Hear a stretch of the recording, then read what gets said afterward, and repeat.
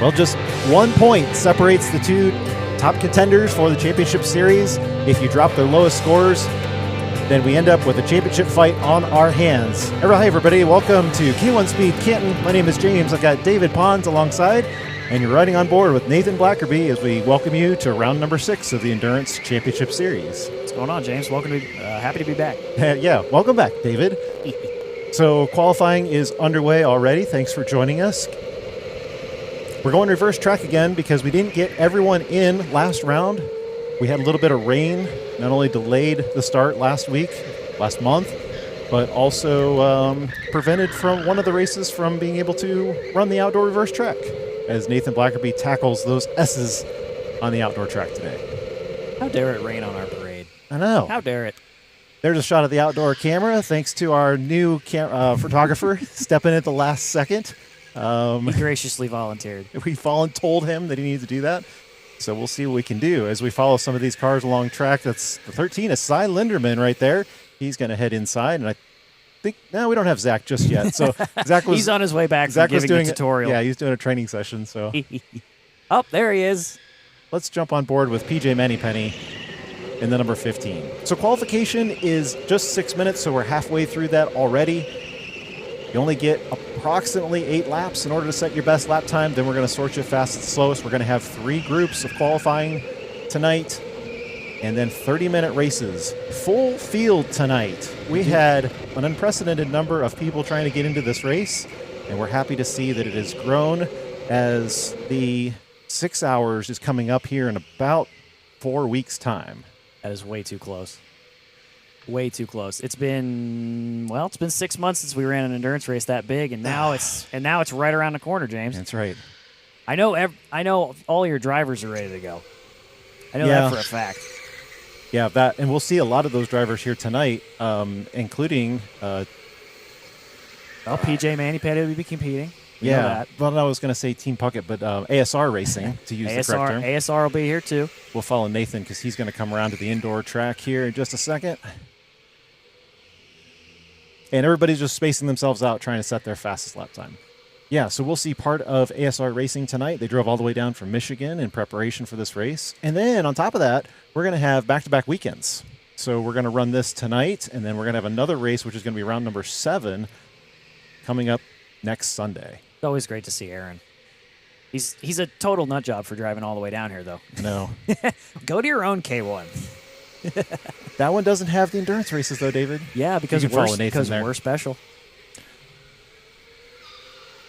Twilight Endurance race is now full. We've got 11 teams that were signed up, and we're working out the last spots, figure out how that's going to work. Go ahead and follow Nathan, Zach, just so we have somebody to follow. And PJ Mannypenny being up at the top of the leaderboard right now. Nobody in the 39 seconds just yet. You only got about one more lap to try and best that. That 40.2 with this group is going to be hard to beat, I believe. We'll pick up PJ's onboard camera. That's my fault for aiming that down a little low there. But you get a good shot of his footwork tonight. It's been a while since we tried to implement the feet cam. Yeah. Well, we had to go to a different solution for the cameras, and they just don't work down by the feet because they need a different power source. So,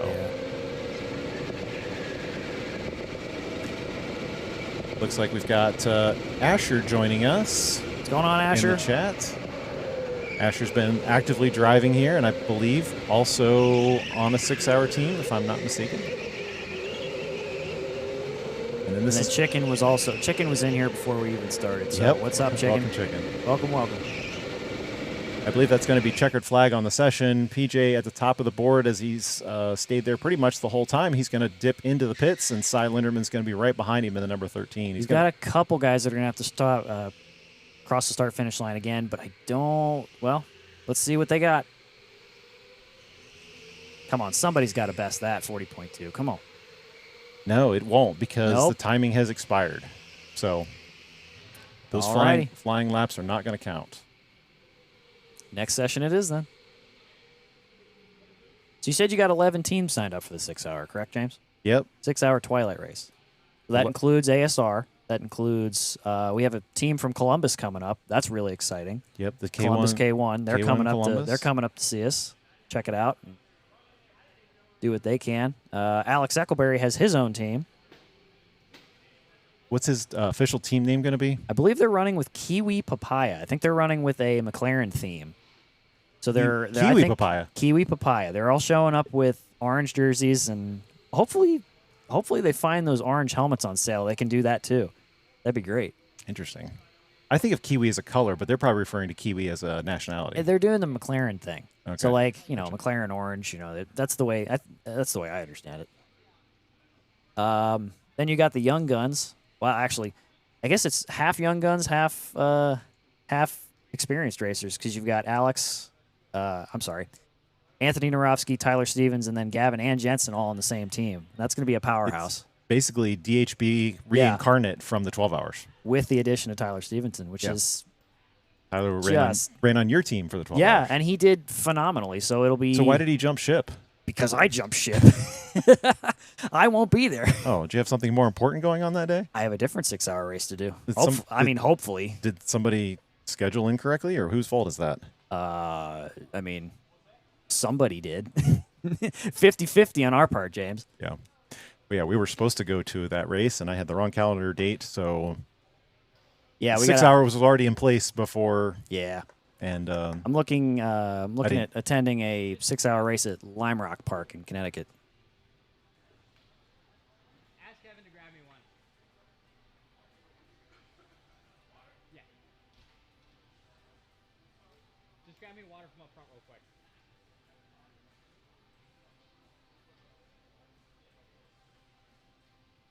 Oh, I guess they were looking at the timing line to determine that it wasn't on boost enabled. And I'm glad he made me look over there because I'd seen all of these messages. Let's see here.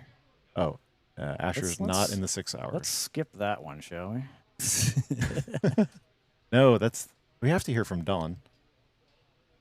Okay, I don't know what that's about. No offense, chicken. Don't know what that's about. Sounds like a sibling rivalry. Yeah, it seems like Asher and Chicken are fighting in the comments. We do have one comment from my mom already, and I'm not even racing. What win would she be talking about? She's congratulating us, James and I, and Alex Norowski. I keep saying Alex. Anthony. Geez, to his credit, we just got back from Virginia International Speedway down in Virginia, obviously. Mm-hmm. We were competing in the 6 hours of Virginia, and we pulled off first place overall. Oh, dang it. You broke us. I didn't do it. Poorly mounted duct tape going on right there. We'll get you fixed. Oh, geez. Anyway. 6 hour endurance 6 hours race. of Virginia with endurance karting down at VIR in Virginia. We pulled off first place overall. We were in the pro class, but that means you're in the highest spec class. It's endurance gas karting. It's amazing, really. It is. But we're gonna save that story for later. It's the endurancekarting.com for those of you. Timothy, welcome to the chat. Glad to see you tuning in from Arizona. We were actually racing guys in Virginia from Arizona, if you can believe it. Yeah, they came all the way up. Yeah, they're crazy. Qualifying number 2, 6 minutes on the board. We got Dom D'Angelo in this one. He's in the 14 right there in the bright red helmet. He almost didn't make the cutoff on this one as he enters the doors. Well, you got a lot of big names in this race, James. Katie's obviously going to shake things up. So that's all she does. Dom will be in there to put down a fast lap. He needs to be top 5 in quality. He really needs a top 5 start tonight to really be in the zone. And he's trying to lock in, it looks like. As always, you got a staple of a man, Dave Patterson, fighting it out. He just wants to beat his kid. Yeah, and I saw during practice, he's coming outside there. Xander Carson, I believe he is also on. Just follow Dom right there to your left. Yeah. Dom in the red helmet. The other red helmet. Other red helmet. That's Xander. Yeah, it's Xander. That's all good. Xander, I believe, is on Eccleberry's team for the 6 hour. Yep. You got Aaron Puckett out there too. A lot of common names in this one.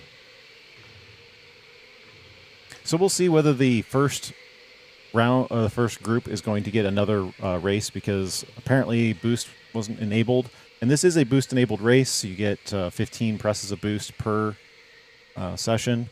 And if they didn't get that, they may have to rerun it. Ooh, Dom already jumping up there with a 39.3.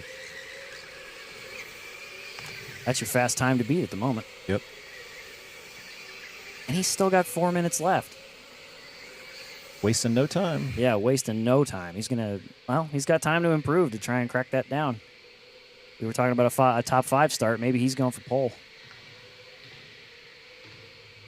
Aaron Puckett following him right behind with Dom's going to have to 39.6. dive into the Kyle Donahue's number 9 machine to try to get by him so he doesn't lose a lap. Every lap is very precious here during this qualification. Traffic control is crucial. Dom's coming out. There you go. Got the dragon on his helmet, number 14.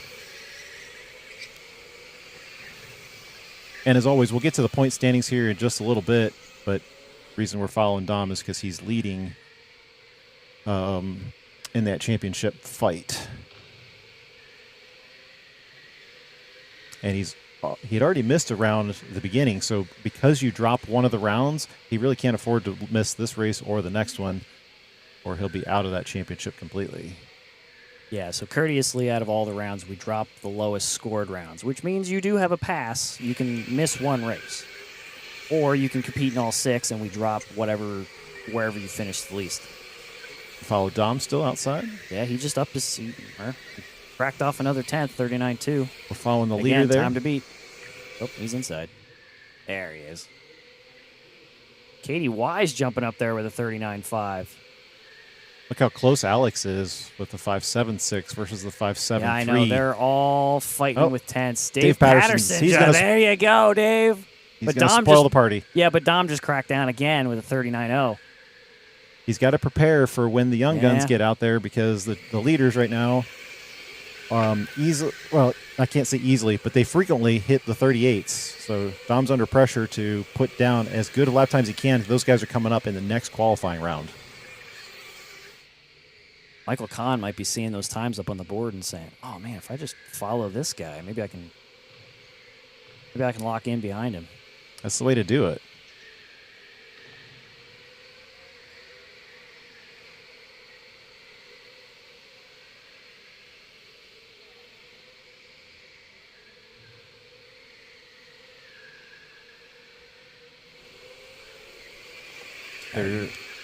There's the 36 of Aaron Puckett. We talked about him and his team. He's going to come in the doors. Just off to your left-hand side there. ASR Racing. Follow him to the left there, Zach. Blue helmet, Zach. There you go. That's our Michigan team leader right there. Lots of sponsorships on that helmet. He works hard to help us with some of our sponsorship dollars, and very grateful for that. At this point, you might as well sponsor the whole 6 hour, right? Yeah, as soon as we can find somebody to do that. He's got, Dom cracked down again, 38.7. 38.7 for Dom. He's going to have one more lap to try and bring that down again. As long as he can get around the finishing line, we're going to wait for Dom to come inside. Follow him, make sure that he gets in before these 53 seconds expire. There you go. Yeah, no problems. Should cross the line without having trouble with the cart in front of him. Come on, Dom. What you got? What you got, Dom? Is he going to make it in time for the white flag? No. No, the hand went up. I saw Yep. it. Nah. 38.7, though. That's the time to beat. He'll still round again, but that time isn't going to make it before it expires.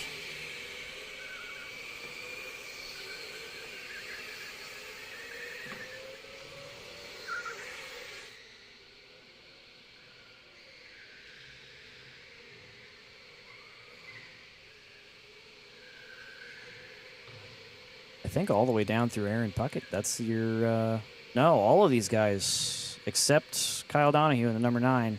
I think all of these guys just topped your leaderboard. They don't Yeah, because we'll have to. PJ Manny-Petty at a 40.2. That was the fastest lap of the first qualifier. Yeah, we'll have to find out for sure if those guys did not get boost the first time by.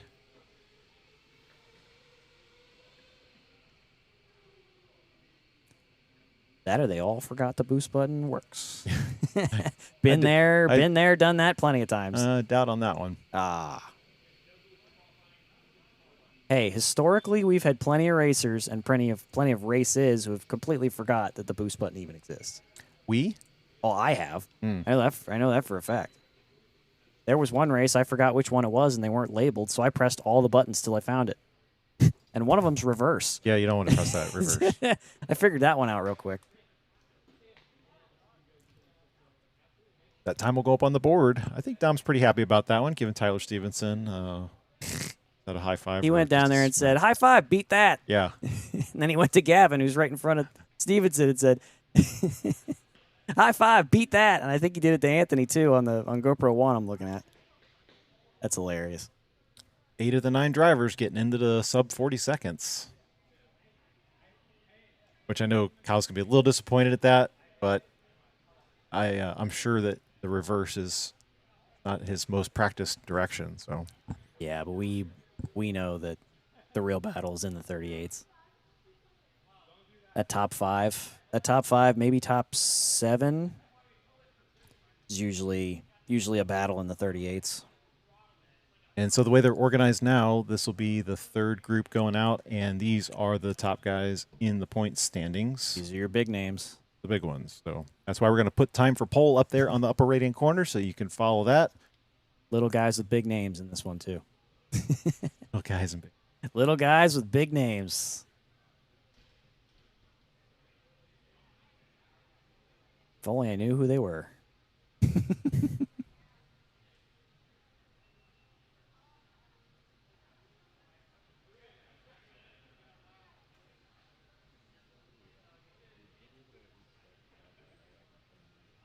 That guy in the blue right there looking up at your camera is Adam Albright.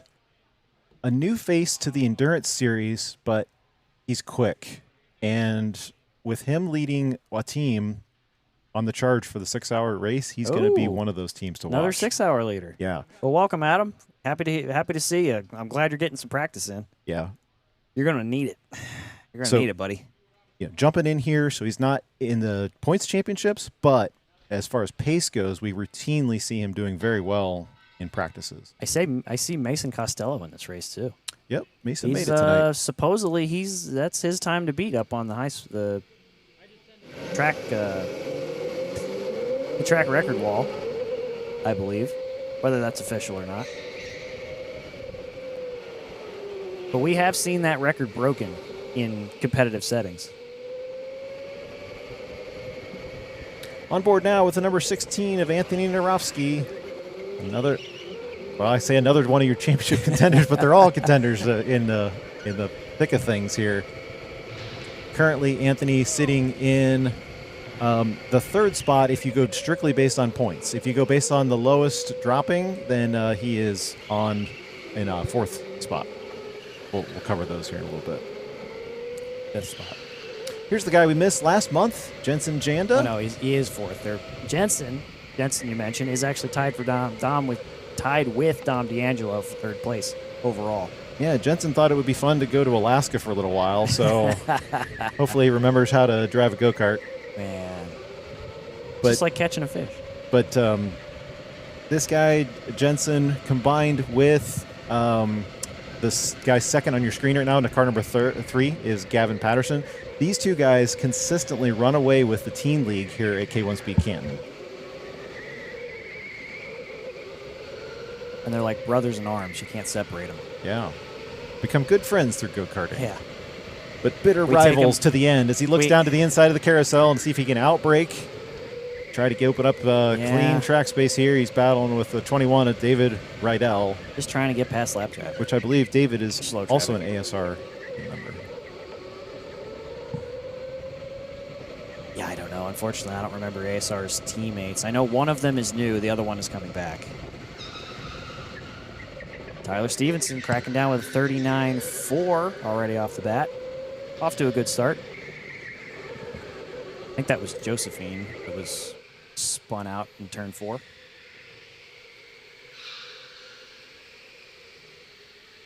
Following number 1, Jensen from the outside. He's going to round the carousel and come outside for our number 2 camera op tonight. We'll follow them.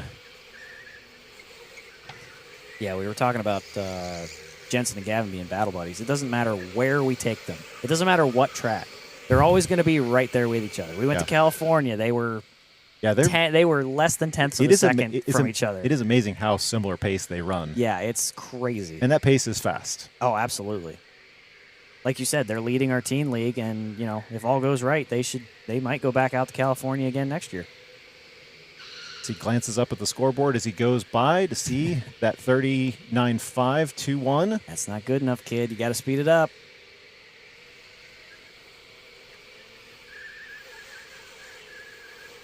Either Anthony is struggling or he really hasn't opened it up yet. You can follow him, PB. Yeah. Well, might as well pick up Harrison. Harrison and Adam, another dynamic duo right here. I think those are the ones they were the ones in the chat that were talking with us. Yeah.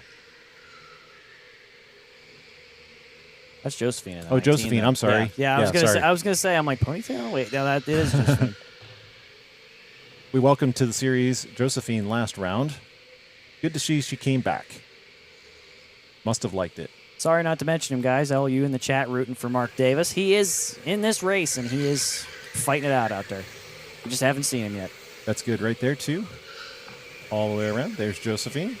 Tyler Stevens cracking down with a 111. Oh, there's Mark Davis. Yeah. Yeah, there he is. All right. Let's go, Mark. We always have a strong tendency of fans in the chat with Mark Davis, so there he comes. Mark is definitely our most cheered for driver. Yeah. 100%. Still waiting to see if anybody's going to knock Dom off the pole at 38.745. So far, Tyler Stevenson hasn't gotten below those 39s and just a little over a minute and 3/4 to go.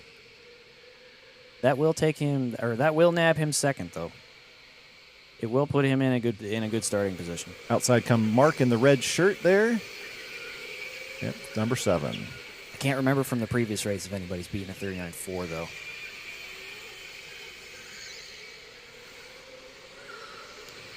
I really enjoy reverse outdoor. This corner right there, turn 4, very tricky to deal with. Trying to control the speed of the car because you pick up so much momentum traveling outside for a long period of time. You really just got to whip the cart around.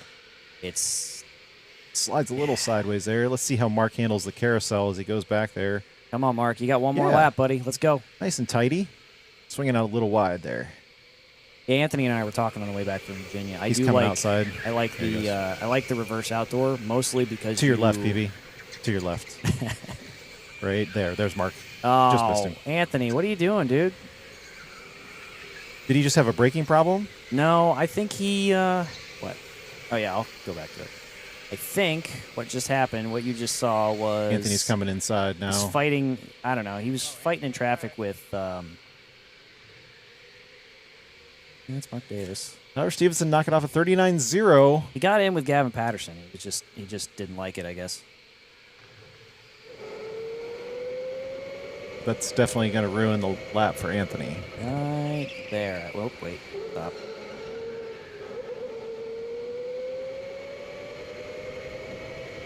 So the other joy that David gets to do while he's sitting in the co-pilot seat here is do replay. Yeah, and I'm not a typing person, so I got to try and figure this out on the fly. Yeah, because that's them coming back out. So let's start from right there. How about that? Is it going to have Anthony in the shot? Yeah, he goes around. We were talking about Mark, and it should pop right back up. Stand by. Whenever you're ready.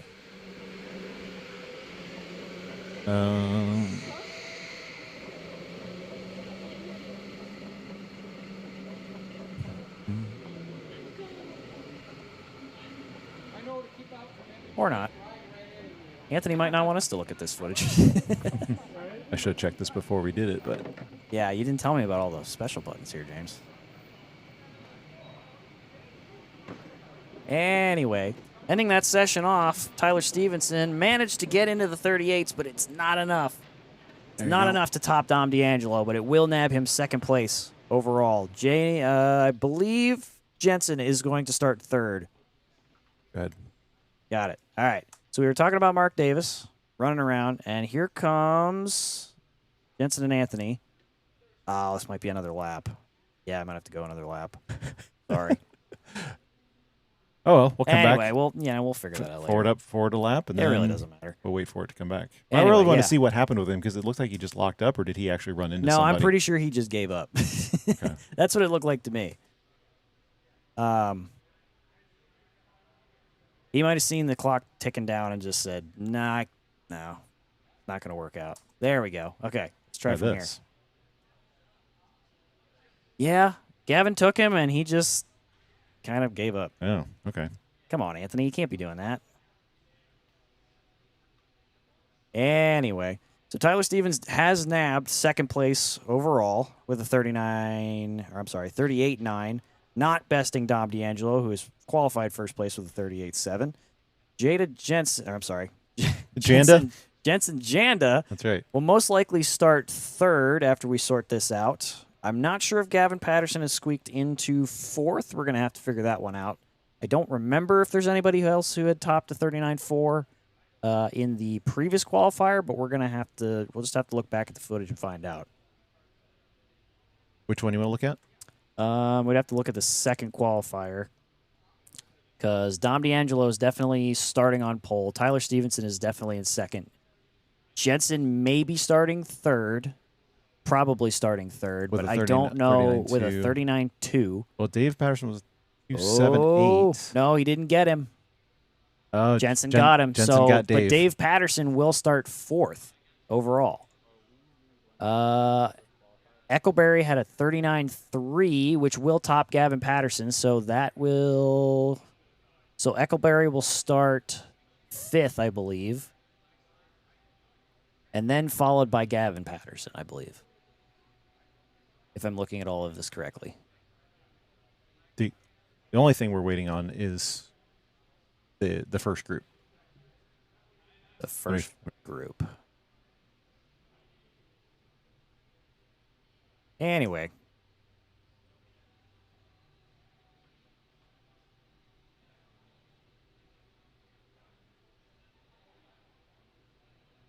Okay. Well, I mean, if the first group is not rerunning, then we're on the board. That's how the board will line up.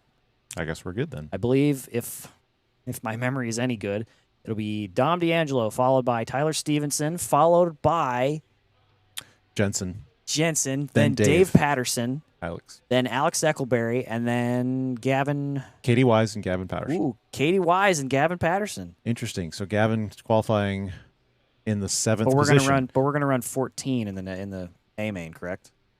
Yeah.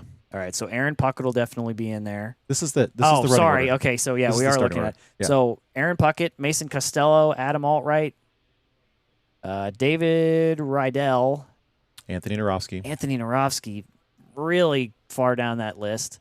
Yep. 12th. Michael Kahm, and finishing it off with Xander Carson, which I believe he will be very happy about. Xander will be very happy making it to the A main. He'll be tonight. very happy making into the A main. Because he didn't make it in the A last time, but he was our biggest mover, so that helped with him That's being correct. the last round. He passed 6 people on track in round number 5. Yeah, and passing 6 people on this track is crazy. I mean, you do give him an hour, but it's still pretty crazy. So let's talk about the point standings because what we've been talking about the whole time here, you can actually see the numbers we've been talking about. So this is with you dropping the lowest score. So if the person has missed a round, it's excluded. If they haven't missed a round, whatever their lowest round is, it's excluded. So this is really what we're dealing with now going into the last 2 rounds of the series. This is really what we care about because only 6 of your 7 rounds are going to count. And so where that puts you is only 1 point separates your top 2 drivers, Tyler and Gavin. And then you've got a tie with Jensen and Dom, which might break tonight depending on who finishes where. If Dom manages to, I believe this is how it works. If Jensen finishes directly ahead of Dom will still get the extra point and they'll still be tied because Dom qualified pole and you get an extra point for pole. Correct. So okay, so if they qualify, if Jensen, for example, came in third and Dom came in fourth, Dom and they would still be tied because they would get the same amount of points because Dom has 1 extra point. So they would still be tied going into the final round for third. all you care most about likely. is the difference between the points. Correct. Anthony Narovsky is going to have a lot of room to make up. You also have a tie down there for 9th, Xander and Katie, who have been racing with each other pretty much the whole season. And then that allows Nathan to sneak in there to the top 10 with 50 points at the very bottom of it. Xander and Katie, that's a toss-up. That's a toss-up. Now, since we're going to be paying attention to Gavin, and he is starting lower back in the order Than usual. it's always worth remembering that he has made up ground before. So, Oh, yeah. Gavin, too. Could be somebody Gavin could just as easily run around the whole field again like he did last month. could be somebody to watch coming from the back. But Yeah, we're gonna have to watch them all, James.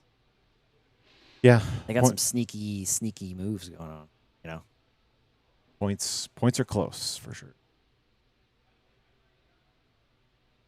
So right now we have a gap while we charge the cars for the B main. While we do that, though, there's going to be an additional change to the series tonight, and that's going to be a randomization of the carts for when you come in to do your cart swap. So for those of you who are new to this, it's a 30-minute race. You have to do one pit stop, and you have to change your car.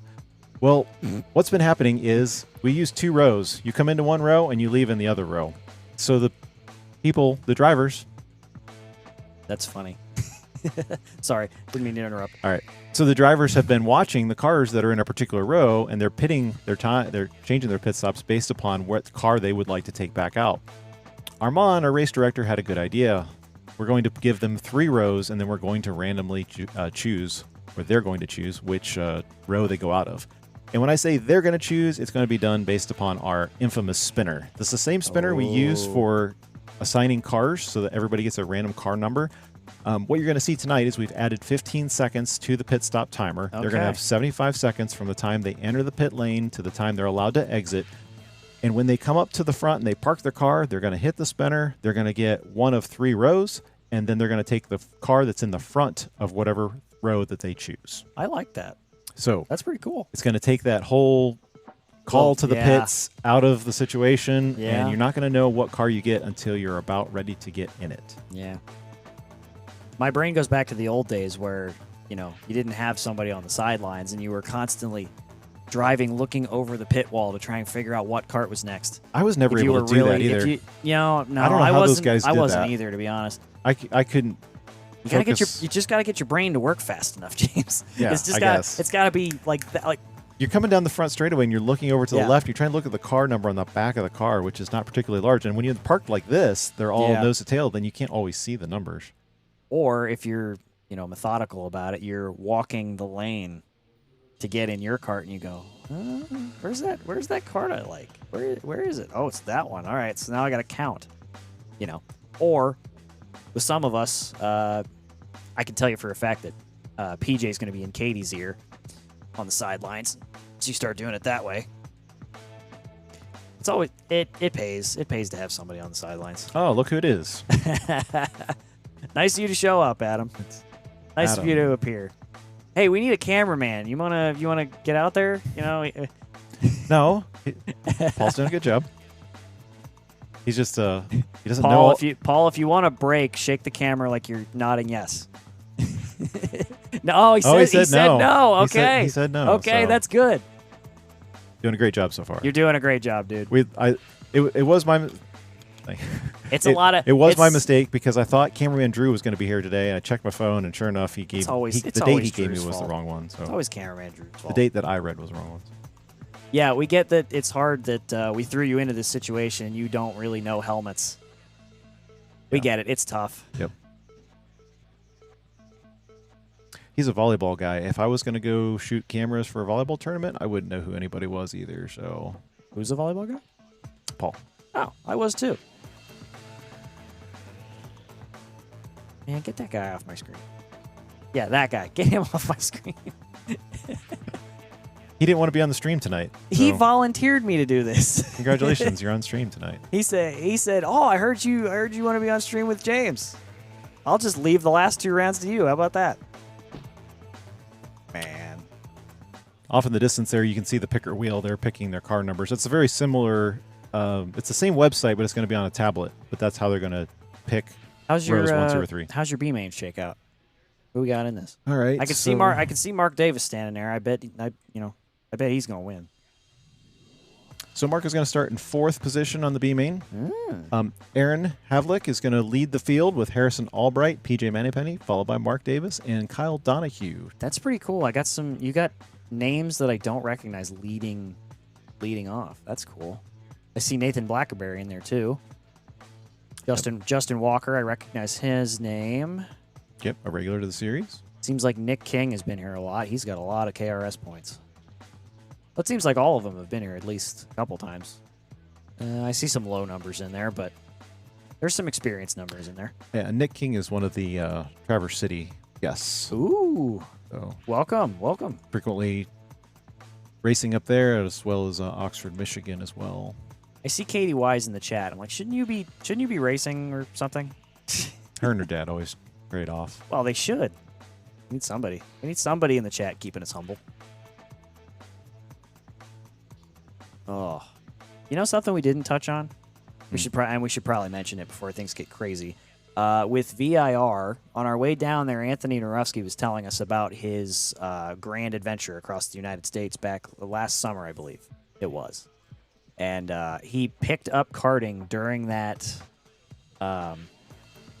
sabbatical. Yep. And he told us going into the VIR weekend that it was his 1 year anniversary to the day that he had started karting. Yep. And of course, that day we brought home a win on a foreign track that we'd never been to and had very little practice for. So that could be you. Yeah. Like, if you're starting karting for the first time, Hey. it is a easy thing to get into, and you can advance pretty quickly. I love telling people how far karting has taken me Yeah. lately. Like, from making friends here and racing all the series to going all the way to California and meeting people from other states, making friends out of that, and then racing with them at, their home tracks. Like, this is one of those things that can take you as far as you want it to take you. Shouts out to my Jersey guys. I hope they're in the chat somewhere. They should comment, keep me company here. Did you tell them you're going to be on the stream? I did. I told them we'd talk about VIR and give them the tea.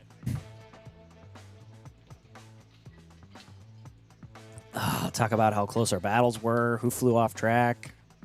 No landscaping was done. Quiet. Not true. Quiet. Not true. Well, it wasn't me. This guy's a resident landscaper with a go-kart. Yeah, Corey Salerno should hire me as a landscaper. Frequently going off track and mowing grass. I did. Yeah, but I didn't this race.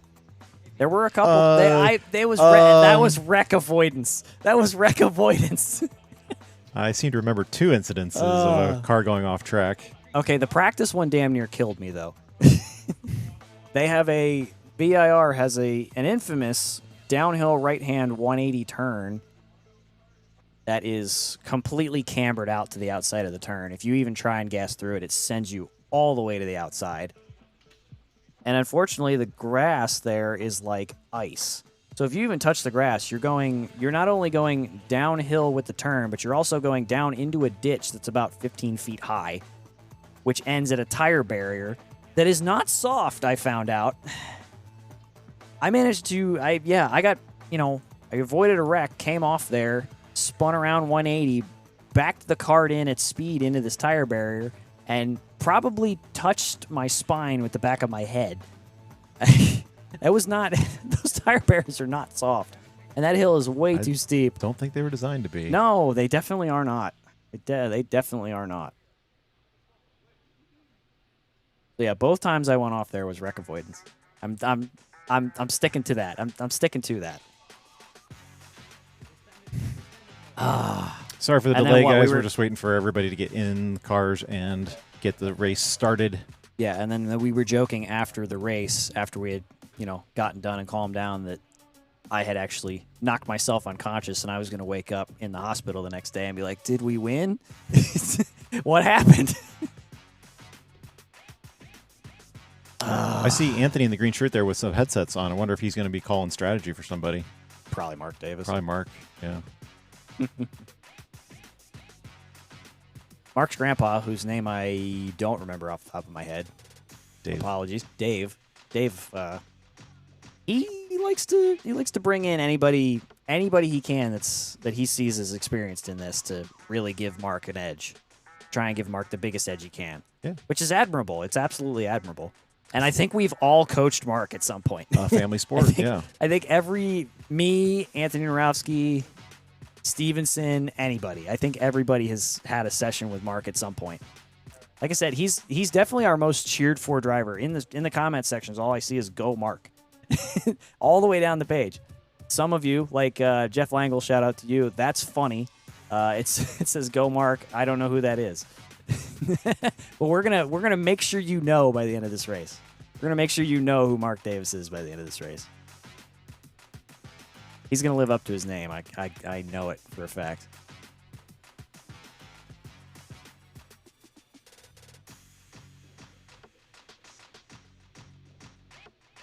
Trying to figure out Paul's camera settings outside. We're just trying to improve the image quality for you guys. Shadows cast, they get dark. You know, we want everybody to be able to see everything, obviously. Might have to turn the glow on. I have to turn the glow on for the next or for the race there at the end. It might get a little dark.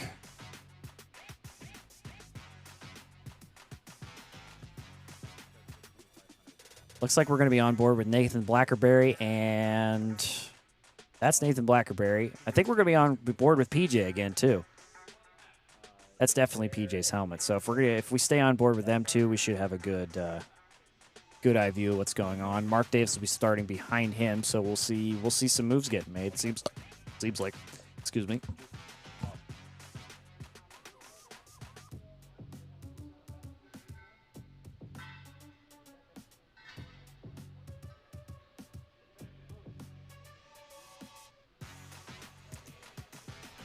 Oh, got to make that tight turn. Be quite a few 3-pointers to get out of the pits doing that. Yeah, they usually don't leave out of Yeah. road number 1. So But wait, how is that gonna work if you roll row 1? they're not going to roll number 1. Oh, they're not? No. Okay, cool. They're not going to use it for penalties tonight. Okay, I get you. So if they come in the pits and they run and they spin the wheel, they're not going to get whatever's in row 1 because it's hard to get out. Row 1 is going to be empty. Okay, cool. There's going to be a row 2, a blue, and a 3. Sweet. As we said, you'll be on board with Nathan Blackerberry and PJ Mannypenny again. Kind of evenly spaced out in the field. PJ will be starting third, so you'll have a good eye view of your lead racers who definitely aren't as experienced as PJ. PJ's got many years at this versus Aaron and Harrison, who are starting in front of him. Nathan Blackerberry is starting, I believe, 10th or 11th place with Nathan Newhall behind and Corey Sider in front. Cy Lindeman's scattered in there too, along with a bunch of other names I'm not really familiar with, but I'm looking forward to seeing how these guys do. This is the start of a long road in endurance racing.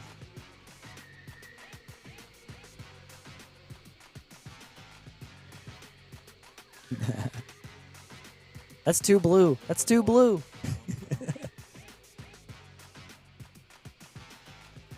Now, see, the trick, what I always found hardest, James, about starting in reverse is starting out of the carousel. Is trying to jump out of the carousel. Oh, yeah. Especially since, like, if you start in the first position, you are looking dead at turn 6. Hey, Zach, are you up there? Zoom in on turn 6 and P1, would you? Yeah, a little. Yeah, there you go. Okay, now look how close he is to having to make that turn right off the rip. So if you got a good jump, I mean, you're just going to have to stay floored and try to run the kart out wider rather than trying to cut it narrow to try and gain as much momentum as you possibly can. It's a bit trickier. Now, Zach, pan a little bit further back towards P2 and 3. All right. Now, the trick here is you're leaving in a curve. Second place is a little bit better because you have time to adjust for turn 6. PJ is literally facing the wrong way into that turn. So, you get the jump there. You might get enough speed by the time you get to turn 6 that you have to slow down. Fourth place, you have to actually control your speed to get out of the turn. You might actually have to pedal it out of the carousel, so you actually lose a lot of momentum there.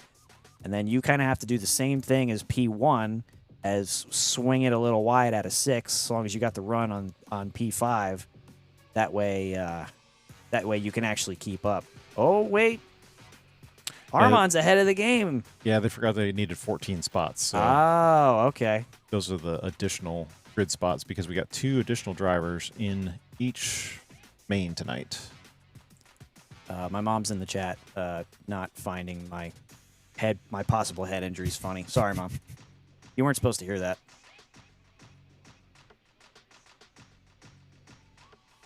I haven't woken up yet, so you know that's a good thing. Oh, that explains a lot. All right, so contrary to what I was just talking about, Armand has completely upset that arrangement. Well, just take what you said about the Yeah, pole yeah, sitter yeah. and move it back to PJ. Yeah, move who's it in back. third. So actually, PJ is pretty much in a good spot. He'll be able to just gas out and run the cart a little bit wide mid-track and keep the momentum. It seems like they're going to move him up, though. Mark Davis will probably will be in the P1 spot, or what would be the P1 spot if we weren't running 14 carts. He will most likely have the most trouble, I would imagine. Him and Kyle Donahue behind. Then little Josephine back there, she might have a little bit of an issue trying to get around that corner without. Hopefully, she doesn't hit it. She'll be fine. I hope she will be. I have confidence in her. However, luck for Aaron up front in P1. He will have a clean escape to get out of there. If I was in 22, if I was Harrison in 22, I would maybe ask to straighten that card out a little bit more to the right. But hey, beggars can't be choosers. You qualified there. You're stuck there. Well, they take off at a starting, so that's going to be low speed, so they'll be able to grip through the corner. Yeah. I just mean when you launch the cart, you're going to actually have to be turning it too. Whereas Aaron's just going to be able to point the cart and go, most likely. It's not like gas carts where you can't gas the cart out of a turn while you're also throwing the fuel around.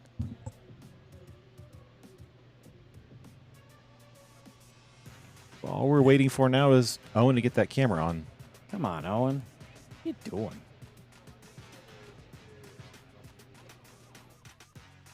What are we doing?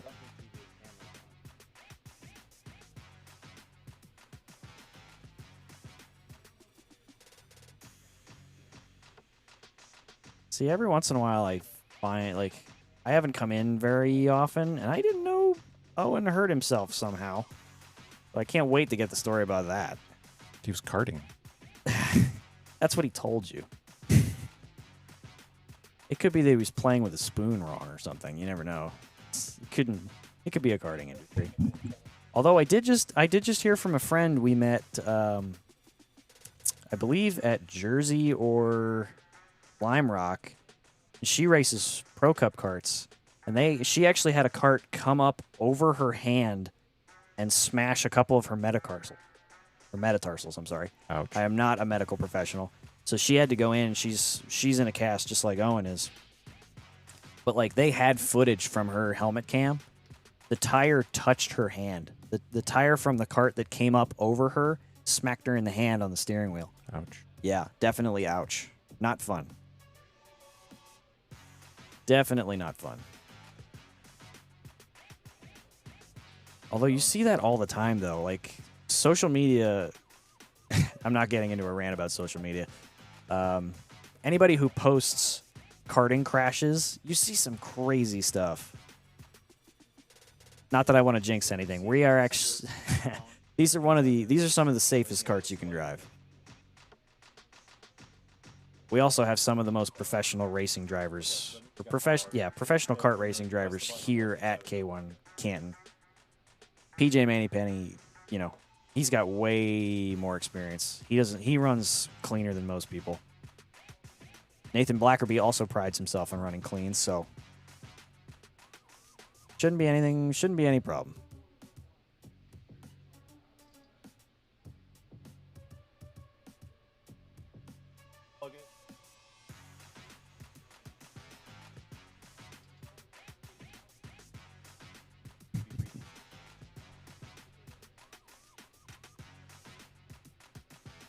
Zach, stop laughing. You're shaking the camera.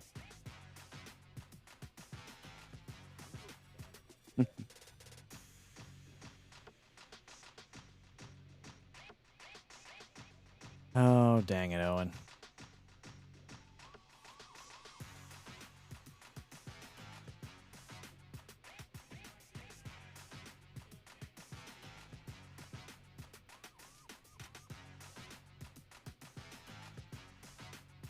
Sounds like we're going to have to run without the GoPro on PJ's card, unfortunately. All right, let's just go with the race then. Heck yeah. These guys are getting stiff out there.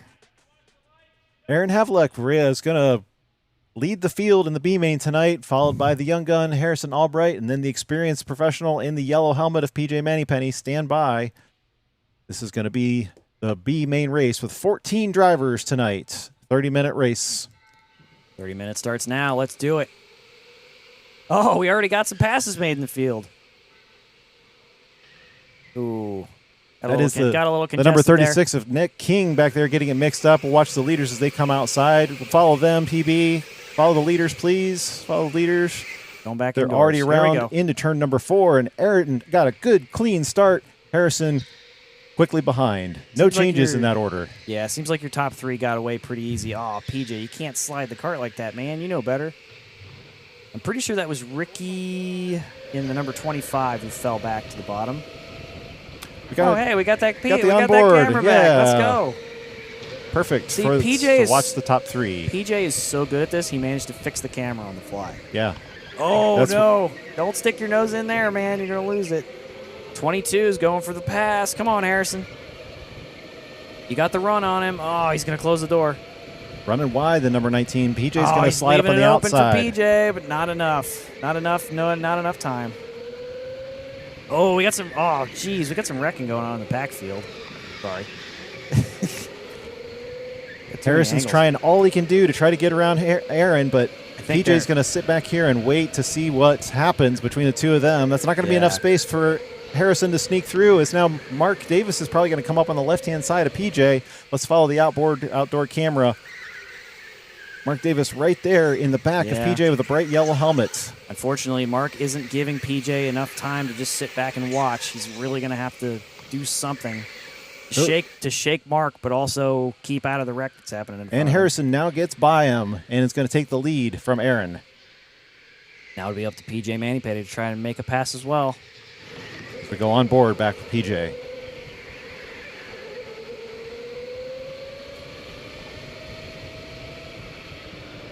Very easy to lose the backside of the car as you go through the carousel at speed. Got to Yeah. give it at least these 2 laps to get the tires warm. They've been sitting for a couple minutes. Oh, PJ's going to get bounced off the 19. Also get hit from the backside, but that was mainly just car control from Aaron that caused PJ to hit the back of him. Yeah, it seemed like PJ thought it was a brake check. And it seems like he's gapped out Mark Davis too, so he's in clean air, so he really should just sit back and watch for the moment till Mark finds his way up there. As we hear a little bit of banging and bumping in the back. Oh, this yeah. is the battle back here. We'll swap back here a little bit, Zach. We've got Cy, Josephine, Nathan Blackerby. Nathan Blackerby. Oof. Josephine in the bluish pink helmet in the 14. And Number that's 12 will the make number the pass. 12 Number 12 making the pass.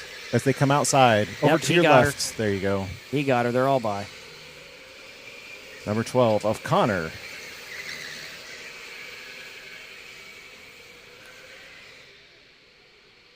Now Nathan Blackerby is going to have a little bit more of a gap between him and Nathan Newhall.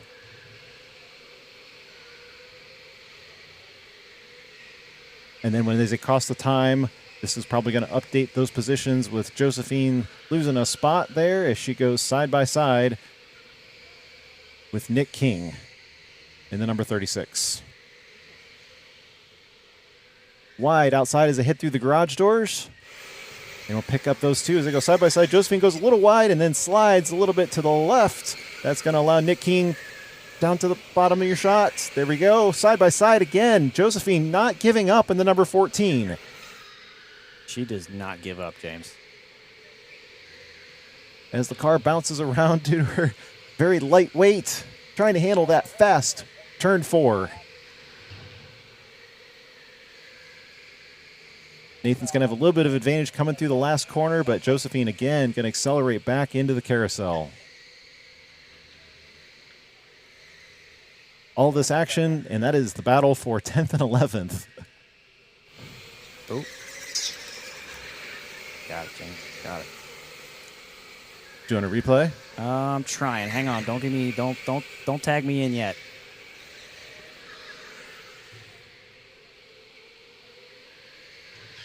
Oh, she's going to really sideways. Oof. All right, let's go jump up to the front of the field again as we got a battle up here with PJ Mannypenny battling still with Aaron. Keep in mind, there's 25 minutes left, and everybody's still got to come in for a pit stop. So it's really in PJ's best interest to probably just stay with these guys for the moment.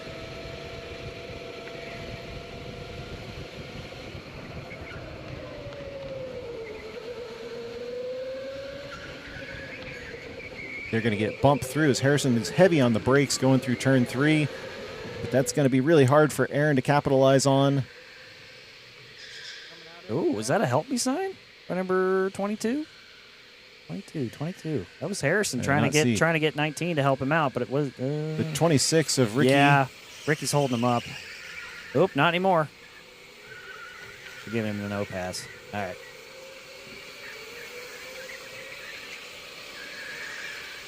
Those guys are coming inside right there. I do have that replay when we get a minute, but I don't want to miss any of this, so let's not jump away just yet.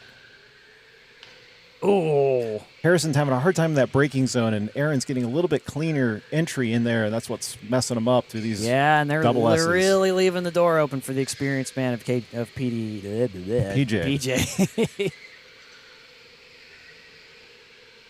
Oh, there's PJ. Come on, get him on the inside.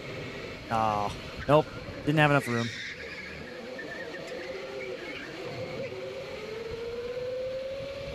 Yeah, he's having trouble wrangling 19 around, I think. He comes into that S and sends it all the way into the wall sometimes. See, and that, see if that was a panic correction right there. Well, it was better for Harrison. He controlled that corner a little bit more. Now he's going to protect the inside of turn number 1. That's going to get him through the start-finish line a little bit easier than last time by. We're 9 laps in, so they haven't used all their boost yet. But I imagine, Harrison and Aaron are a little bit inexperienced at this. I'd imagine they're probably boosting as much as they possibly can to try and get away from each other. Meanwhile, PJ's just sitting back there watching it happen. Check back overhead with the top 3 there. Significant gap now between the number 2 machine of PJ and the number 4 of the number 23 of Kyle Donahue. Yeah, I think things have calmed down a little bit. I have noticed that Aaron likes to send it in a bit deeper with a bit more speed than Harrison does, and Harrison just washed out in the carousel, letting him catch up to him again. But they're going to get in the back of Josephine, so that's going to shake things up. Oh, she kind of made the right move there. PJ's going to hit the side of 19 as they go through. Hey, there was a helpful wave. He got it. He knew. Yep. Harrison purple fastest lap last time by. Yeah. Well, he's got room to run now, so he better take it full advantage.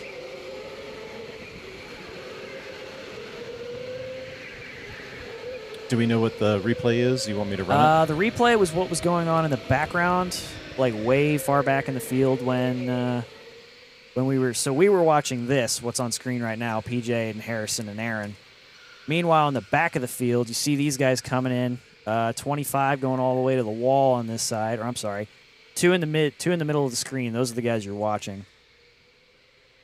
He went that way, but somehow 15 got turned all the way around, but then turned into, I believe is Ricky. Yeah, Ricky not giving him any room, trying to get. Yeah, I don't know. That was some poor track sight on that. Justin Walker here. PJ Manipedi passed for second at some point. I don't know if Harrison came in for the. I'm sorry, Aaron. No, he did pass Aaron for second place while we weren't paying attention. My bad. Sorry, guys. We'll try and find that for you. I need to get on this camera. Again, still trying to figure this out. And quickly, PJ goes purple with that 39.3. 19. PJ led the B main last time and significantly pulled out a gap on the field, and that's what he's looking to do now, but he's got Harrison Albright in his way right now. With hand in the air, that might mean he's going to be pitting. We'll keep an eye on here and see if he ducks off. Yeah, he does. But PJ will inherit the lead after Harrison goes out. One of our first pit stops of the night. So camera one, let's follow the new pit stop procedures is from overhead. We'll wait for Harrison to come down the pit lane. And then they're going to be going into lane number 1, where they're going to spin for the row number of the kart they're going to be taking next. So we've added additional time to the pit stops so that they have time to walk from one lane to the other. It's not a quick hop over.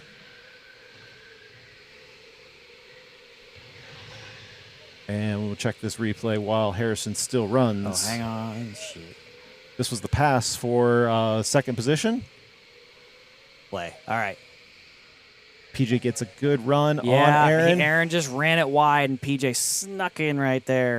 It was a clean pass by PJ, really showing off what he can do. As Harrison's timer is now in the 15-second mark. Still got time for fasten his seatbelt and pull up to that line.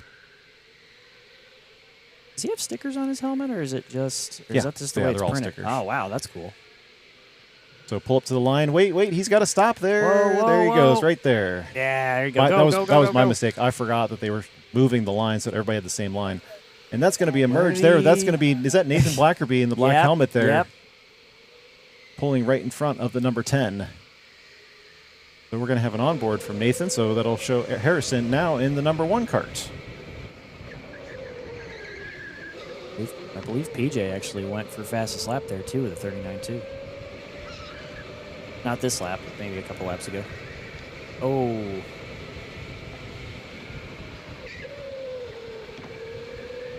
You can hear you can hear how difficult it is to control the engine speed when you come into turn 4, because sometimes when you hit brakes, it likes to lock them up, and so getting that feel is very difficult to balance.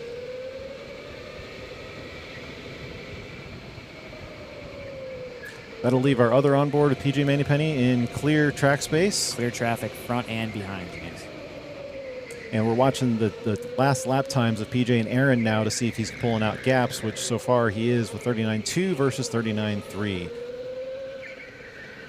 Hey, all you guys in the chat that are rooting for Mark, he's up in third. Like, we want to hear from you guys. Where are you at? He's following along right there. There he is. Looks like a new side view camera. Oh, it looked like 23 got the boost off of him, though. Oh, he's getting that's Kyle Donahue. Squeezed. Oh, it's going to really push Mark to the outside. That's going to allow Kyle Donahue to take the inside on the outside. That was not a good move, Mark.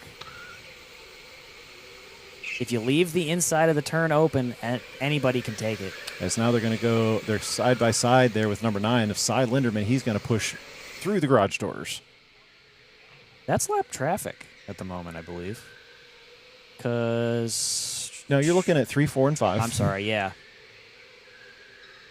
Wasn't Cy number 19? No, he's in number 9. Yeah, okay. There. Okay, now it's updated. So yes, Cy Linderman does lead Mark Davis at the moment. Yeah, none of these guys have stopped. Cy started in 7th. They're going to head outside. Heading outside. That'll be Kyle Donahue in number 23. All right, I'm in on this. I'm in on the boat. Here we go.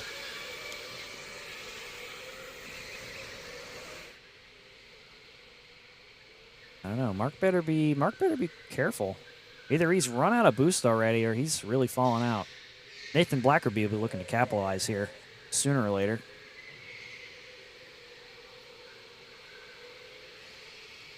He's got lap traffic to deal with, though.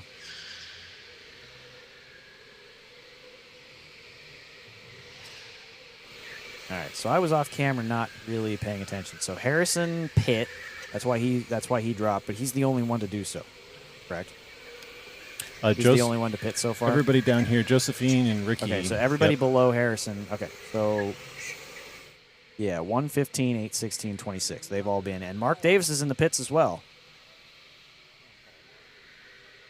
I would bet money he ran out of boost. That's cool that the tablet's really cool, James. It's nice that you don't Yeah. have to like get out and like run up to the board. You know, Yeah. could you imagine like the relay races we'd be watching if that was happening? Oh, we got some contact going on back there. The idea here is that when we go to the 6 hours here in a few weeks, the guys are going to be doing a similar thing, except not with the kart swap. 28. Justin not with the Walker's driver. also in the pits there. Okay. So the way the 6 hours is going to work with a team event is that when your driver comes and hits that pit timing line, the next driver on deck is going to spin for the row that they're going to be taking the cars out of. So this is just practice in anticipation of that 6 hour race. Yeah, I'm glad we're implementing the time pit stop system. It's a lot safer than the old system. Giovanni Blackerby making an appearance. Wish he was out racing though. He needs to race here more often. Got a clean out for Mark Yeah. Davis there. Exited right into clean track, just like you want. We'll follow him for a minute as he goes outside. Going Number outside. 21. Red shirt. There you go. Sun quickly setting out there. PJ Mannypenny breaking into the 38s on that last lap. I believe that's his best lap so far.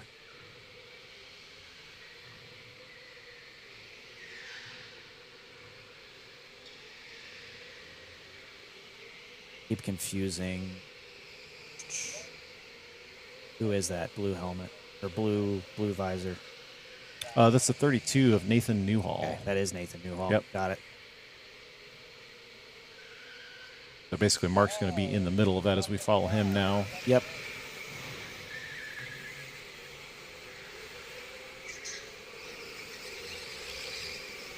You can see the slow down sign facing the opposite direction tonight. If you're new to our track, we are running in reverse direction tonight.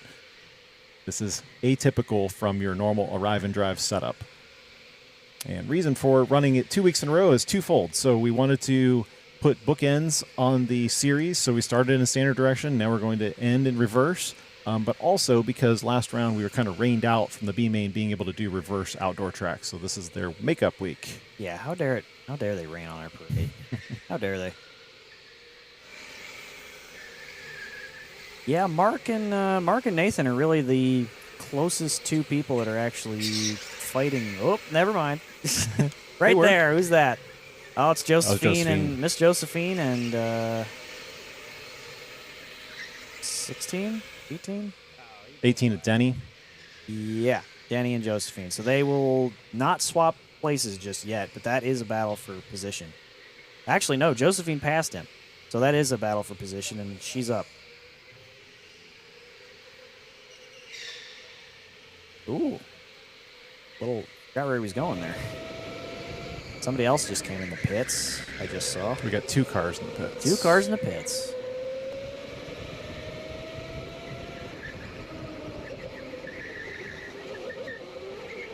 So we'll follow camera 1 here for the pit stops because we're interested in how this new pit stop routine is going to work. 32. That's Nathan Newhall. He's been doing pretty good so far. I know he was wrapped up in that that business going on in the back section earlier. So it looked like he picked the blue lane, so he's going to be car number 13 now. So you said during the 6 hour, carts are going to come in, pull up to the timing line, and then the guy getting in the cart is going to spin the wheel once they're in, right? Correct. Okay. All right, you got 3 carts in the pits.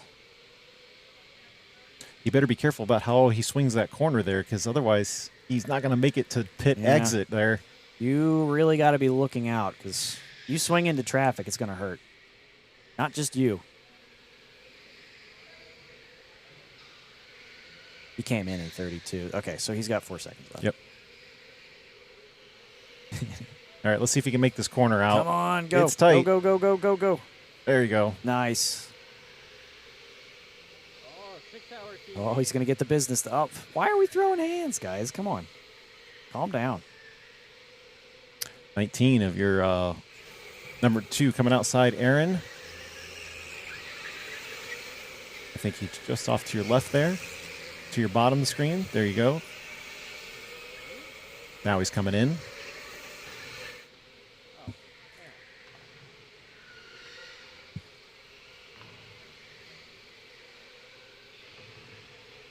I have to start getting some lights on out there, James. Well, Oh, there we go. they're supposed to have the lights there on. There you go. We're brightening it up here. I was saying earlier while you were doing stuff that we might have to turn the glow lights on out there. That one doesn't help so much. So. Oh, but it would look cool. Oh, Back- that was Aaron. back- I think that was Aaron Havoc coming into the pits just now. Back with your leader, Yeah, PJ maybe not. Mannypenny, who has yet to pit, along with Aaron and Kyle Donahue. Those have been your top 3 here for a little while. No, Aaron's in the pits. Aaron's in the pits right now. He did, yes. He did just pit right now. We'll have to see where he pops back out. And then PJ really just needs to keep putting a gap on the field. That'll be Cy Linderman coming in as well. So the only people left, I believe, that need to pit are Blackerberry. I want to say Nick King, Blackerby, sorry. Kyle Donahue and PJ.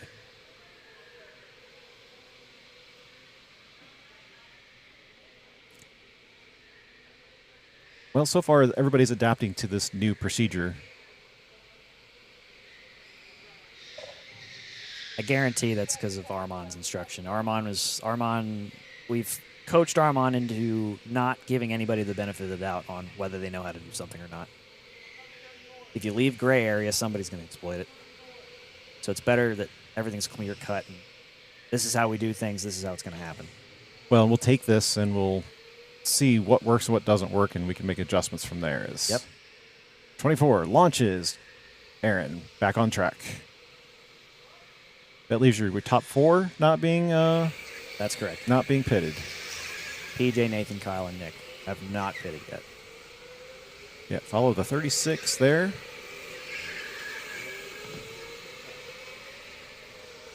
As they head inside. Has Ricky come in yet? I think he's still in the same cart he started in. Justin Walker too, maybe. I don't know. Oh, here's I your think they started in 26. here's your leader now coming race into the leader pits. in the pits. PJ will be hoping for a quick in and out. He's gonna have a little bit further to walk. Making the old man run. Come on. Hey, he's got Well, he came in last. I guess 15 that's what additional I guess that's seconds what he's tonight. getting. So, He didn't get. I think he's. I think he was complaining because he didn't get to spin the wheel. oh, because the other rows have been eliminated. Yeah. So as the cars are eliminated, then Yeah. the picker becomes a mute point. Correct. I mean, the only reason behind that is that we don't have to move the cars around during this period of time. Yeah. Um, It takes But more. we'll see. It takes We'll more see. manpower to keep the carts moving. we'll see how it goes.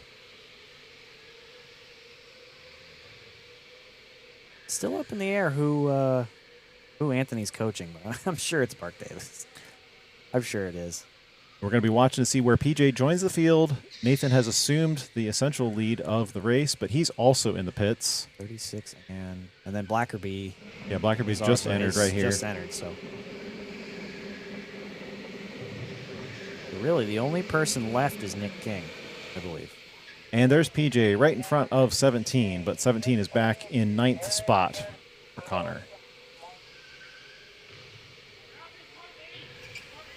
All right, let's Oh, follow boy. PJ throughout the rest of this track because I heard yelling in the pits from the back. this is going to tell us what the gap is essentially after he goes and completes his outlap. Yep.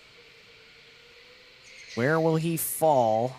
Hopefully it'll be within, well, right there with Aaron and Harrison, hopefully. He has had good pace. He's had great his- pace since he's got open air, so he might be Yeah. right. He might be right where he is right now. The only possibility is No, if he but does. yeah, oh, 17 really, jeez. really giving him the break there. Not anticipating that would be a passing spot. Yeah, I think Connor forgot the wall was there. PJ Manipay will go on to continue leading this race. That's really how you do it. You get out front and you just gap the field. and hope that that gap's big enough that when you come back on track, you're right back where you started. And Aaron and Harrison, I believe they're on the outdoor portion right now. Yeah, that's Harrison going around the outdoor right now. So PJ will cross the line before he gets to number 4, I believe, and that will be your gap. So that Or, allows I'm sorry, that was Harrison. So Aaron, trying to find him. Is that Aaron right behind them? Right behind them in the. That actually 24. Yeah. So Harrison is actually within. They just have the 17 in between them. Yeah. They're coming in, Zach. They're coming inside. So yeah, Harrison Albright is actually within striking distance of PJ Mannypenny. He really just needs to make quick work of. Yeah, I know. No, that's 24, isn't it? No, you're looking for. Yeah, 27. 24, right? No. Zach, who's the third car in that who's position? the third car, It Zach? looks like it's the 33. 13? Or the 13. Yeah, okay, that's not him. never mind. Never Yeah, mind. PJ's Don't listen to me. I have no idea what's happening. That's Nathan Newell. I'll try and keep spotting. Yeah, PJ's got a significant gap. Yeah, on the field. he does have a significant gap. But that's number 1 is Harrison, so Aaron has to be mixed in here somewhere. There he is. Thank you, Zach. He's got 5 minutes left. I don't know how many boosts he's got left, but he can definitely try and close that gap if PJ comes up on lap traffic. It was 9 seconds last time by. Let's see what the gap is this time. 7 seconds. Ooh, he did close the gap a little. That's 2 seconds a lap, James. Okay. Fair enough. We'll watch. Follow the 24 as he exits outside. Gotta have faith. 24 as he exits outside. There you go. There he is. And we're just going to keep an eye on him and see how this progresses between first and second. I think Aaron's looming in the background. There's Aaron. All right, so yeah, the gap between them is probably another 8 seconds, if not less. PJ's just rounding turn 1. I think PJ's having trouble getting that cart up to speed. He's gone from low 39s to 40.2s. 6.8 seconds the gap. Yeah, so and Aaron's really pouring it on right now. So 24 is coming out.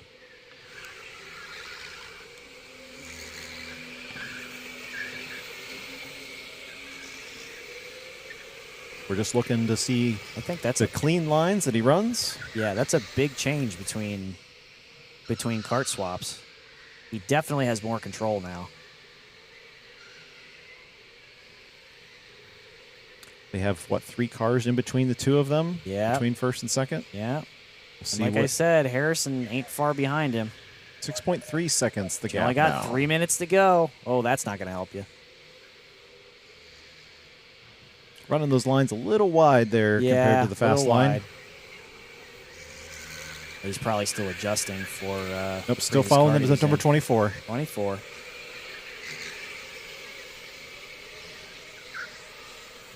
Giving the wave to Nick King on the way by, who was gracious enough to let pass.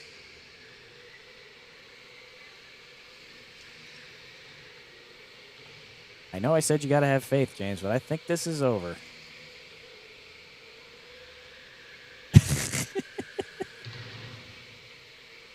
Got a call on the radio to make sure PJ doesn't turn his cart off when he's done. Let's check up with where PJ is because he's just exiting the S's. As he hits the boost button there on the upper right-hand corner of the steering wheel.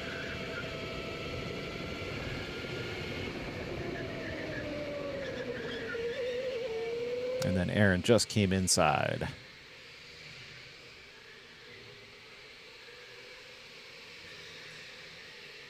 Yeah, they only got turn 1 separating them. That was PJ going right past. So the gap is definitely closing. Not fast enough, though.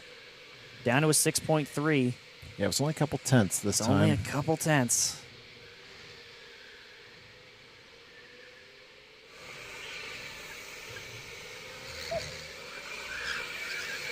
He's clean through there. Yeah, is there anybody that's going to move up here in the last minute and a half? I don't think so because we've got a 8-second gap back there to Harrison, who's done a good job of holding on to third.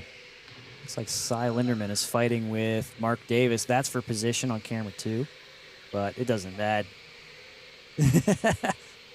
As white flag is going to be displayed. Yeah, white flag by. 5.9. He did knock out a couple tenths of a second on that one, but so far, PJ Moneypenny has been in control of this race just like he did in the month of July.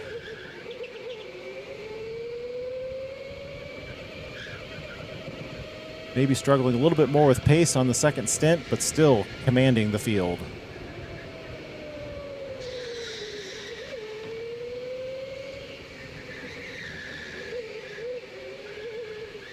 And he's going to round turn number 1 in anticipation of the checkered flag. And that'll wave for PJ Moneypenny. Throwing the horns for a big win. Don't slow down now, though, PJ. You got plenty of guys behind you need to finish. Going to try to dump into the pits and hope nobody hits him on the way by. I think I would have just stayed out and kept going. That's all right. He knew it was clear. Never give up till it's over. Right. And I think that solidifies everybody in position. I don't think anybody made any passes on the back end. The clock is going to continue. Oh, wait. Maybe Blackerby might have snuck in on Josephine. Not that that was for position. My bad. The clock is continuing to run so that anybody with the last lap can continue and finish that lap.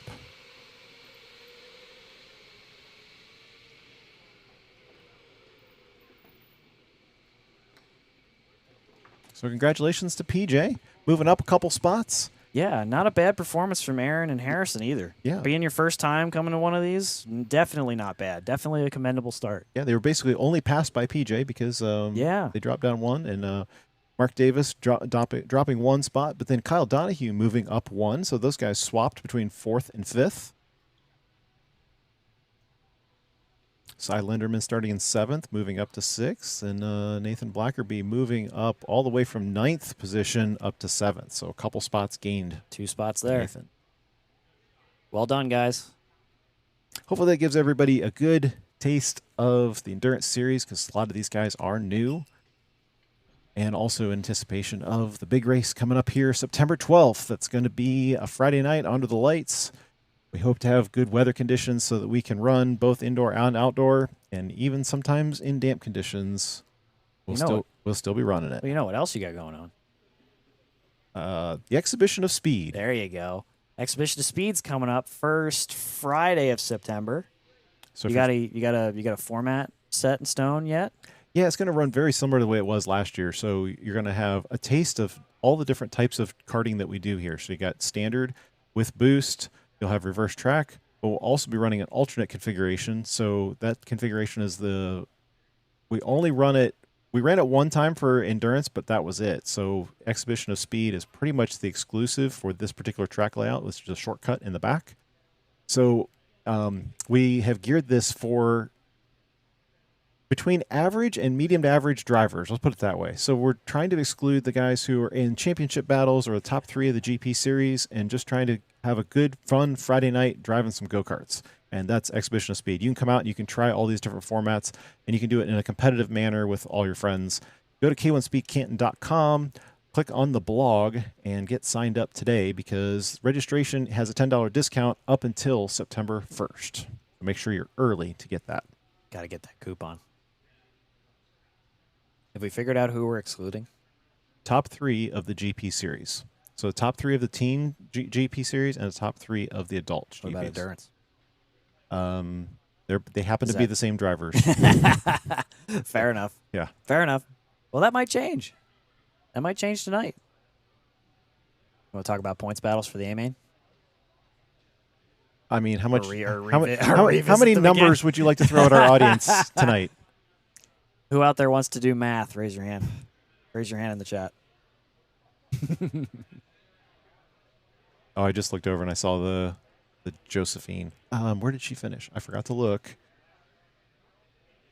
Yeah, my mother. 11th. My own mother doesn't have anybody to support, so she's rooting for Josephine.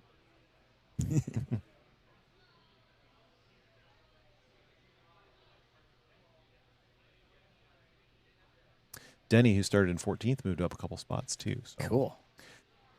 So what's biggest mover to meet then? Like 3 places? You have to move at least 3. Yeah. At least 3. Yep. That could happen in the A-main. There's some potential there, isn't there? Yeah, I mean, you got Mason Costello in the back, starting all the way at the back. So if he can dial in his magic, I think he could probably gain a couple of spots. Anthony Norowski's looking, Norski, sorry, will be looking to probably conquer the entire field at this point. So he might be our biggest mover at some point. Oh, I'm sorry, Mason's not starting last. Xander Carson, Xander Carson is. He'll be looking to make moves. But most importantly, we'll be watching the battle between first and second. Correct. So if you're just joining us, we'll throw Gavin these back Patterson up on the. too. He could jump all the way to the front. That would be 6 places. Well, why don't you just 6 list or 7 everybody places. while you're at it? Hey, I'm just I'm just excited, James. If you're just joining us, here's There we go. the point standing so far. So yeah, you're watching the battle between Tyler and Gavin for the championship. Jensen and Dom being tied. So basically, there's 2 battles we're watching. And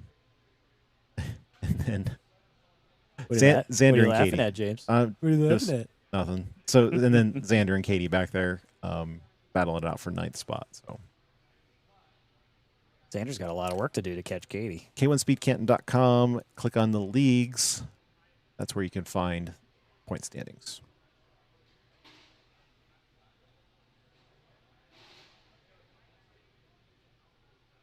If you're in the chat, go down there and tell us what you thought of that pit stop strategy with the randomization. Do Yeah, you think that works? We definitely want input because, like James said, Is it a little weird? Is it cool? Does it? we want to make it. James wants to make it as smooth as humanly possible for the 6 hour. We want it to be straightforward and to the point, rather than it being a big runaround and being a hassle.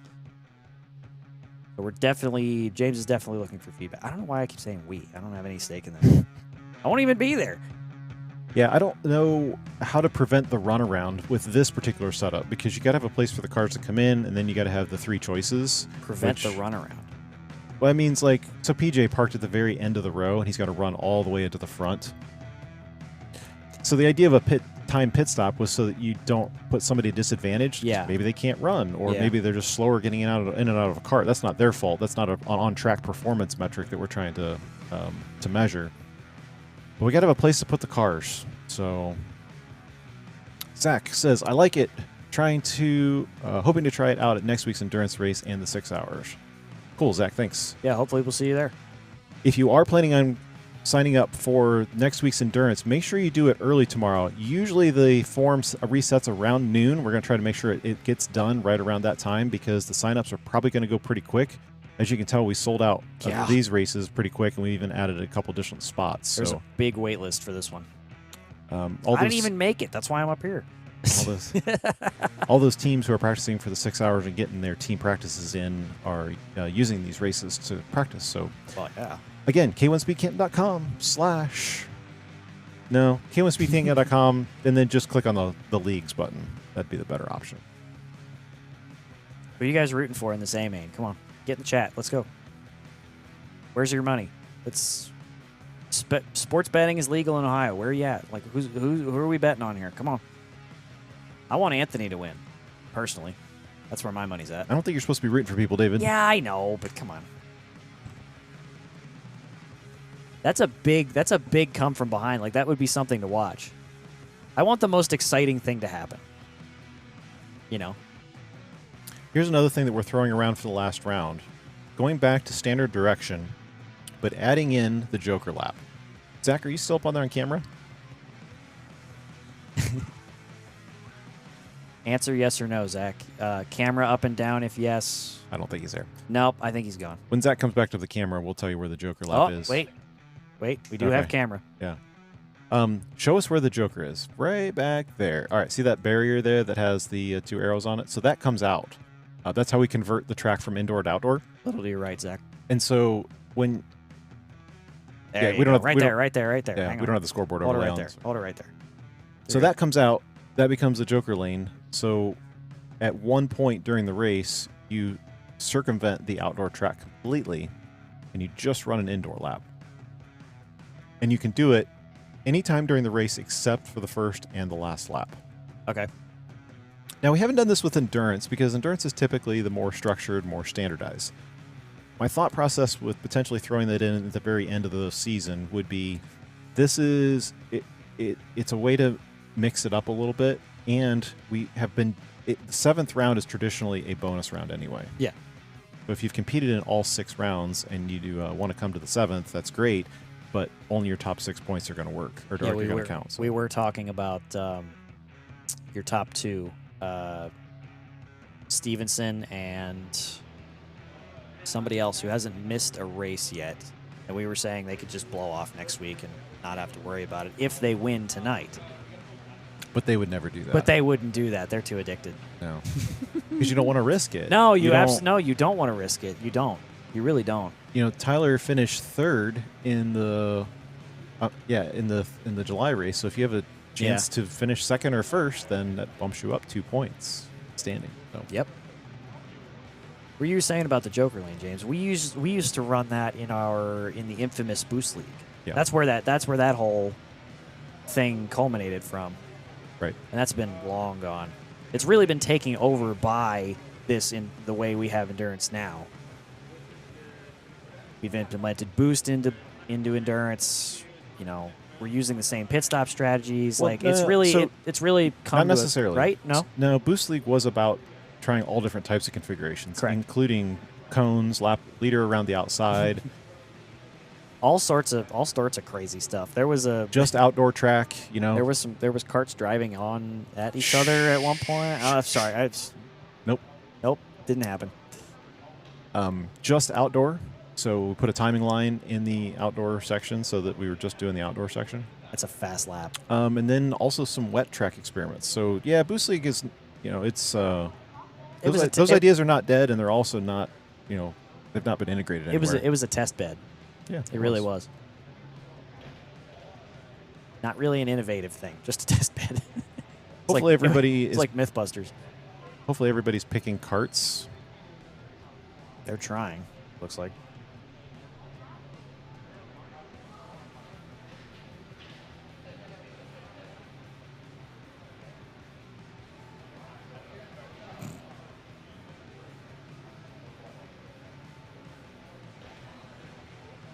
Ooh, bolts.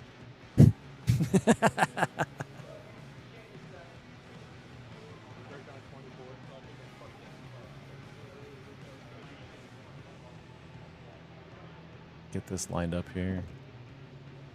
Look at these drivers. Yeah, they're all stacked and ready to go. Have you ever seen a more anxious A-main? I don't know what Dom drank, but he's got way too much energy at the moment. I don't think Dom has to drink anything to do that. Hey, I'm just saying. I think he's naturally wired. That's true. Could be true. He really wants to go, though. Where is Stevenson? Why is he not standing there?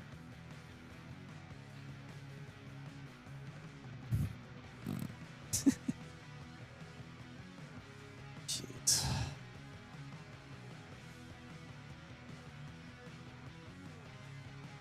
We did have a vote for Mike Com as winning this race in the chat.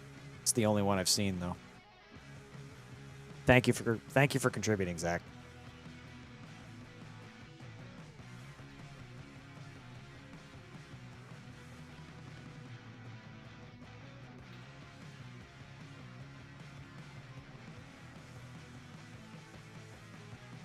Checking the battery telemetry website, which is powered by Grafana. Happy to have them alongside us and monitoring all of our batteries and all of our metrics.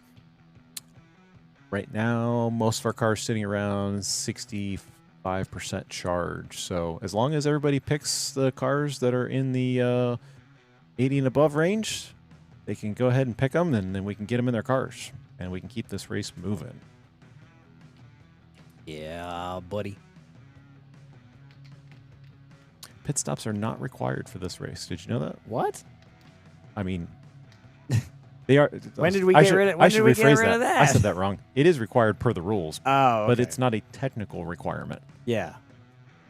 We've known for a long time that the karts can actually last an entire endurance race with no problem. Yeah, average runtime being around 40 minutes. So what's the lap record? Wasn't during the 12 somebody did like 113? High Voltage regularly did 100 laps, indoor laps on one stint, which Yeah. was right around 45-minute runtime. Yep. Yeah. Yeah, but there were reports of more, I think. There were some reports of like some ludicrous numbers that I don't remember off the top of my head. Well, I can But pull it up was the a tracking long, sheet for it you. was that was a long time ago.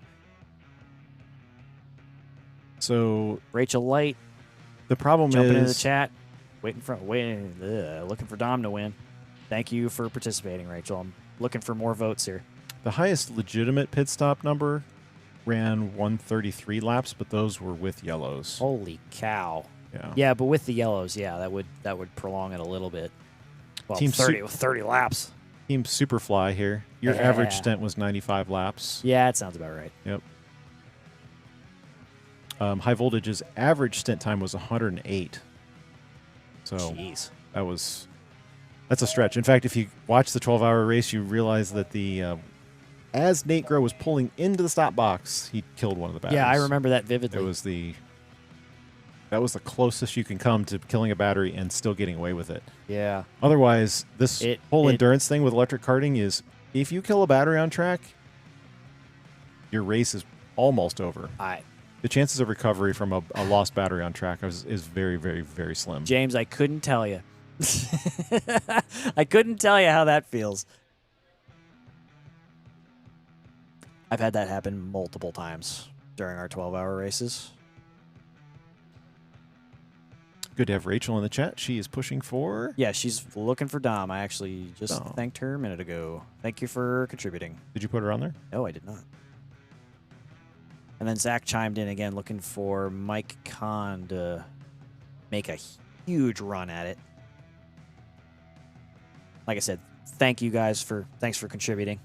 Looking for more votes here. We really want to hear who you guys think is going to win this race.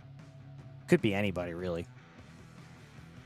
You've got some big names, you got some new names, and honestly, the new names from the last race did very well. Yeah, because we've had some rocky B mains before. Yeah. Overall, it went smooth. I mean, Yes. unfortunately, with Justin's incident back there in the outdoor track, which I think took him out, but Yeah. There was a Yeah. little Rubbins race in there at the beginning, but it's beginning race jitters. It always happens that way. Everybody's all fired up, ready to go, and then Dom goes all the way out. Dom gets first pick of the Yeah, cart we're numbers. We're finally spinning for carts. Here we go.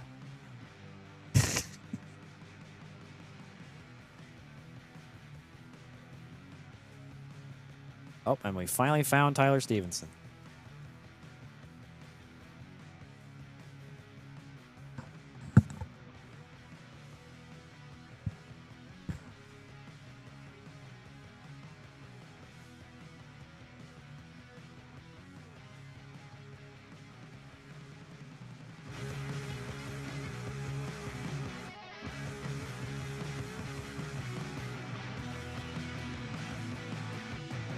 Where do you think we should put cameras on this time, James? Where do you think the best place to put them would be? A backward shot for Dom is always a good, safe bet Yep. because we like having the gap between 1 and 2. Well, And- Tyler, and Jensen are going to be right And- there together the most. and I I think- could see the majority of the time. And probably Gavin because we need to keep an eye on the championship points battle, Correct. and having a camera on Gavin would be the best bet.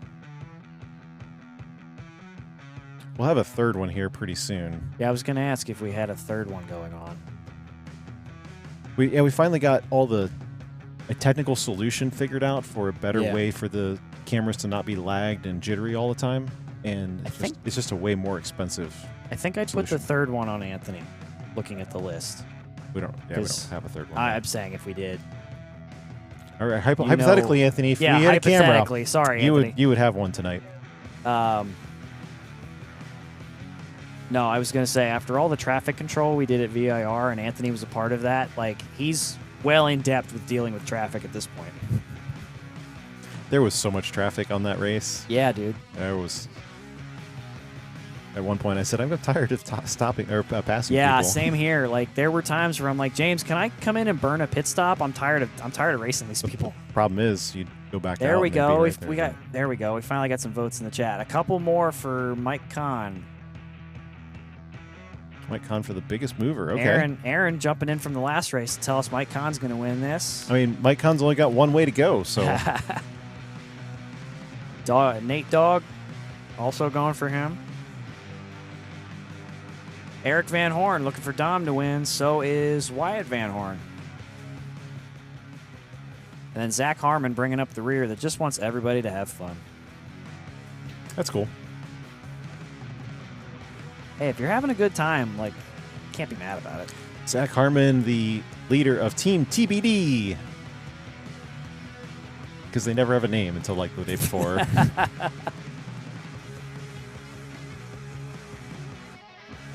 Don't make fun of him too much, James. I mean, he's in control of one of your cameras. Oh, just saying. Yeah. Doing a good job. Yeah, you're doing a hell of a job, Zach. And also a PB back there, too. And PB, who getting we've thrown left, in there at the last minute. Yeah, and we've totally left him out there in the dark. Yeah. How much more Irish you got on that camera back yeah, there? I know. Is he even gonna be able to see any of the helmet colors by then? You know, the track workers need to turn the lights on, too. That would be very helpful. Yeah, that would go a long way. It's easy for us to say, right? Because we just get to sit up here and watch Yeah, them work. PB, we can see it. We're just wondering if you can. If you're going to be able to tell any of the carts apart. See, he can't see anything. We can see it on the camera, but he's not going to be able to tell Somebody's anything. coming out to get some lights on for you. Somebody get that light on. There we go. That'll help a little bit. There we go. Maybe we get the glow lights on, too. Maybe that'll help.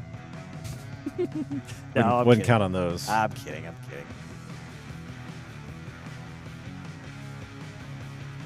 We'll take donations in the chat for additional camera lenses because it is expensive stuff. Nancy Gilbert in the chat looking out for Dom. Oh, So grandson. that's another one for Dom. Well, he's Zach, in a good spot to do that. Yeah, man. He might run away with it. Zach Harmon is also unofficially named his team Blue Screen Racers. Which James gets the joke, but I don't get it. Blue screen is when Windows machine crashes on you. The blue screen of death. For you, Zach, that's fitting. But that means that they're just going to crash everybody out, apparently. Yeah, we don't want that. Leave that for the back markers.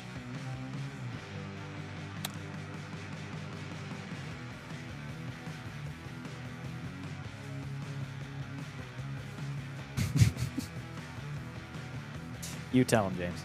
Don't turn the camera off. Don't touch the camera. Just put it on the cart. That's good right there. Good. Thanks. Oh. Come on, guys. Who else is in the chat? Who wants some? Come on. Tell me who you want to win. Well, we got a lot for Dom, and we got a lot for Mike. I mean, David, our viewership's only so big, so... Yeah, I know. Yeah, but they can log into their alternate accounts and say they want somebody else to win. That's what I would do. Yeah. But you know all my account names, so you'd know. Sure.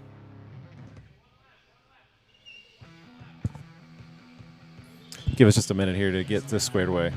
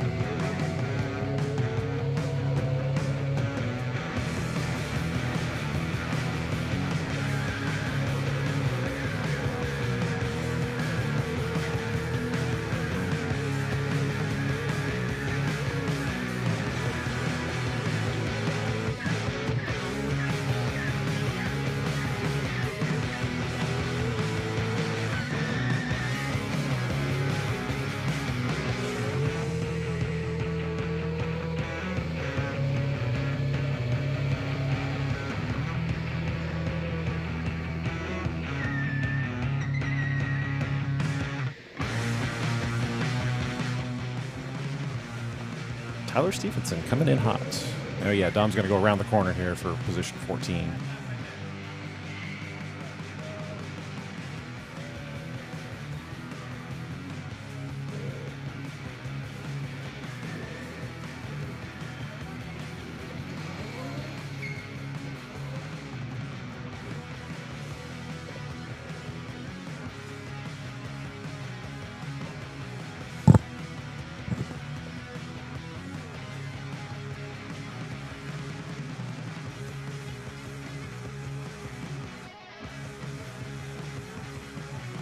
I love playing with technology. I don't understand. You know what I completely forgot? What did you do? Is we have these downtimes. We should be talking to our drivers. Oh, yeah? This is the reason people are watching. I totally forgot. Yeah, I'm sorry. unfortunately. We didn't even just- interview PJ. Yeah. Completely slipped my mind. We still could. I don't know if anybody's got the microphone over there. Absolutely. Is that right?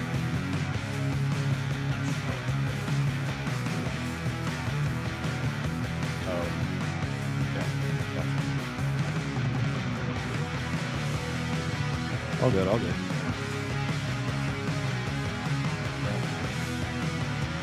Yeah, you're good. Just trying to make sure everybody's in the right spot.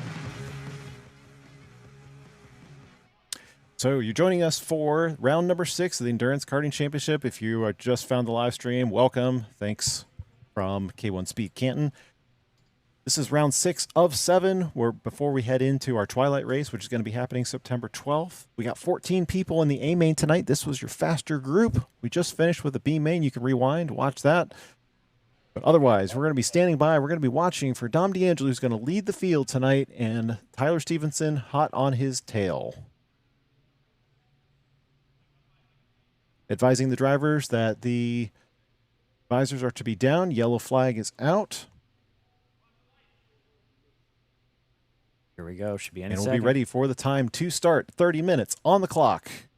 Be ready, camera 2, for those guys to quickly exit through the back doors. If you can see them. I hear Owen yelling. That means it's going to start. Here we go. Lights are green, and off they go. Dom DeAngelo gets a good start with Tyler Stevenson hot on the tail. Clean start by everybody, James. Jensen also getting a good start right there with him, and Dave Patterson, a little bit more of a gap as they get led back inside so quickly.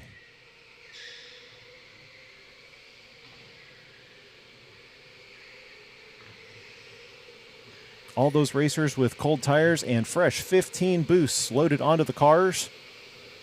A lot less bumping and grinding than we saw in the previous rounds. Everybody smooth away through the carousel, now rounding outdoors. Dom is really smashing that boost button hard. He's really trying to get away.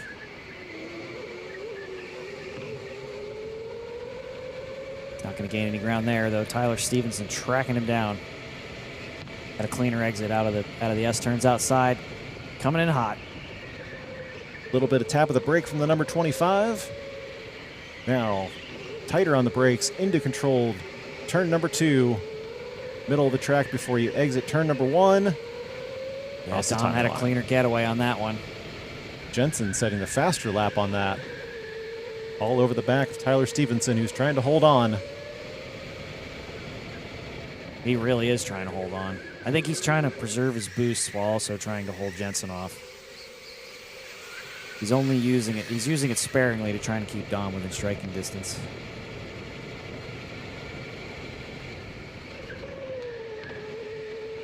While these guys battled out, let's go up to Gavin Patterson, who's going side by side with, I believe that's Katie Wise. Yeah, the number 8. He's going to have a hard time there. He's got to be careful or else... You never know how the bull is going to treat the car number 8. You got to be careful. Aaron Puckett's right there, too. Gavin's not careful playing with the bull. Aaron Puckett might sneak through there. Look how fast Dom hit the 38.7. Yeah, I know. He's Matching like I his said, he is qualifying time. really trying to get out. He's really trying to get away. The gap really isn't expanding, though. Tyler managed to get it back down to a 3.1. Yeah, those top three are hanging right with each other. We're really watching to see if Gavin's going to be able to make a move on Katie because she's got so much track space in front of her, and Gavin is just itching to get by. He knows he's got a championship to battle with these guys, and he needs every point possible in order to keep with Tyler. He's got to be careful. Can he boost out of this corner? He's going to have the inside. Katie's got to give him a little bit of room. It's going to be a tight squeeze through the carousel. Now he's going to have to go to the outside, give her space. And I think that is going to let him by. Yeah, and if Aaron Puckett was smart, he would have followed him. There we are. Gavin just made it by. Now everybody else is going to follow behind Katie. Yeah, Aaron Puckett wasn't able to sneak in there behind him. And this is Gavin's opportunity to go inside and try to catch up with those leaders.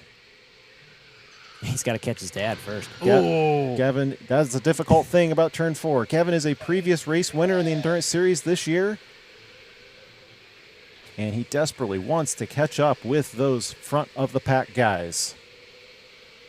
He's been able to close gaps before, so just because he started back here doesn't necessarily mean he's going to end there. He's looking to move up.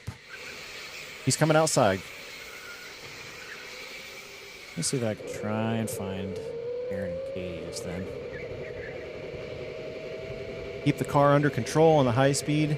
Full throttle right here. Does he give it a little bit of a brake? Just a little bit of tap to slow it down, but keep up the momentum and run it all the way out to the driver's left. Easy on the throttle through turn 3. Heard that from in the booth. Dom D'Angelo going 38.6 right off the bat.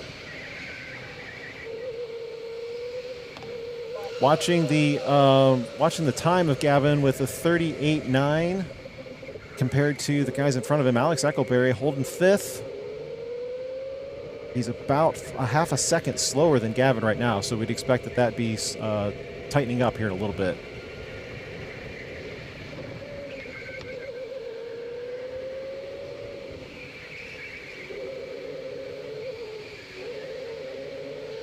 All right, copy. Let's see, Gavin goes purple. So there, he's faster than Dom now for the fastest lap of the race. So as he continues to close. Check back up here in the front. There's the gap between first and second. They have gapped out Jensen a little bit, but he's still back there within striking distance. Definitely not enough of a gap to count him out just yet. We'll let you know. Tyler has definitely been taking bites out of Dom. I've been checking in periodically. Those two might just want to hang out and work together for the moment. There's a lot of noise going on outside though. Back in the mid pack. Hard off camber turn here in the outdoor sections. Sun is now almost completely down. Track temperature starts to slow and cool just a little bit. Better not have a tinted visor. Let's go back here in the field to Gavin Patterson, who's now got Alex Eckelberry set in his sights, the number 17. Eckelberry knows what to do. Gavin will probably come up behind him, give him a little tap to know he was there, and stop on track. Oh no, something happened. Where are we at?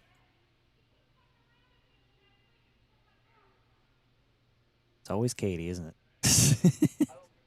Sorry, Katie. It sounds like somebody was getting hit. Yeah. Yeah, so be a little bit more gentle on that one. Yeah. Looks like the back of the pack is shaking up, though. Anthony Narowski is just off screen under the. Sorry. Oh yeah. Sorry. I'll go looking for that.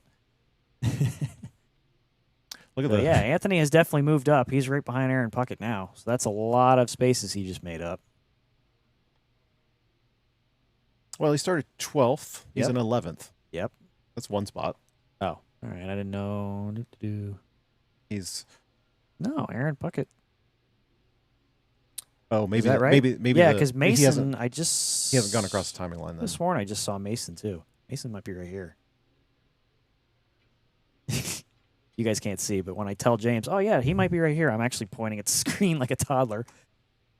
Having discussions now with the race director as far as some race etiquette, is my imagine. Who's doing what? A little bit of a calm it down a little bit. Let's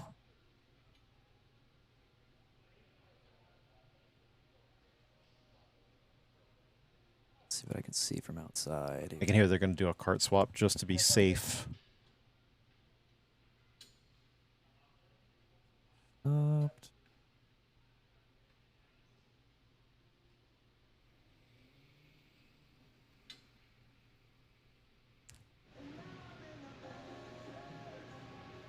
Gavin just hanging out here because he was trying to get by, trying to set his sights on 17.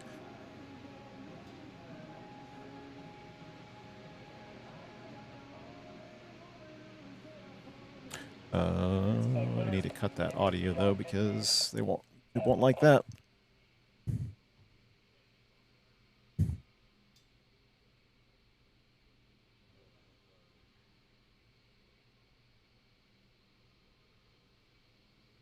As we wait for another car to come out on track, I believe it'll be for Katie Wise.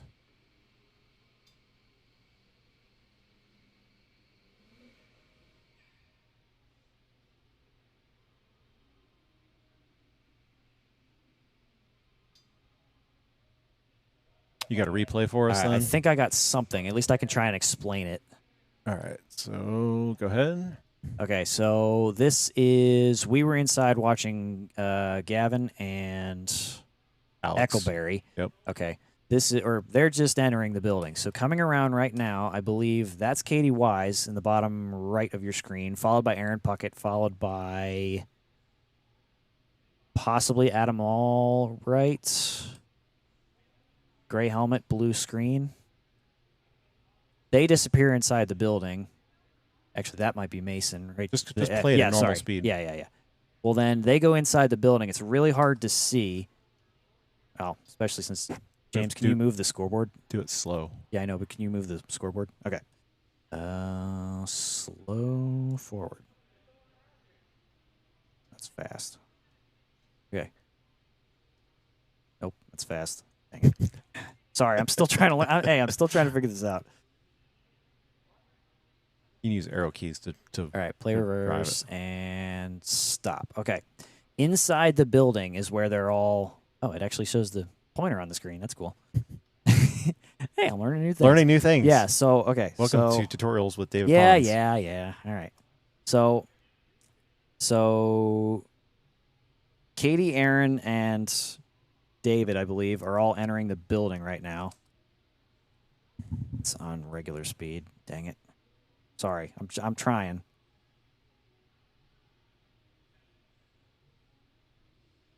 It looks like Aaron and Katie got into each other, and Katie got shunted into where the... There it goes. Okay. Yeah. Yeah, there, right there. Why don't we just cut back to camera one then? Yeah, all right. That would be a Sorry better- about that, folks. See if you got it on one. Still trying to... No, I didn't have it on one. We were watching Gavin and Eckleberry in turn one, unfortunately, so we missed that altogether. I might have gone too far back. All right, they're going to give Katie a spot back, and then they're going to swap out the cart for her, and they're going to put the visors down as the clock continues to count down. And Armand is saying they're going to add 3 minutes to the clock. Standing start, watching for the lights. I found it again. After the guys come around, they will reset it'll update the scoreboard, so don't worry. We still have all those times recorded there for you.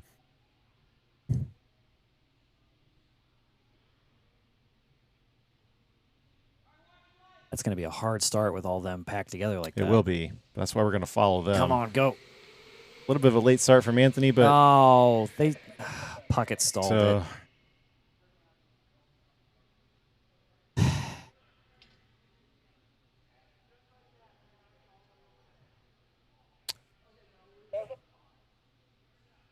Yeah, the cars don't like getting multiple commands together like that, so they're going to have to reset their cars. Yeah.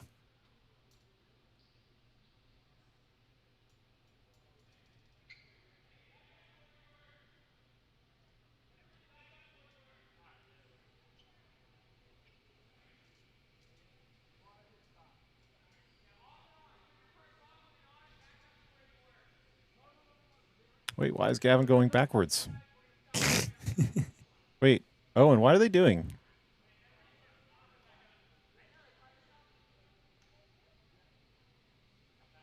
Yeah, make sure they don't trigger. Rimini. What are we doing?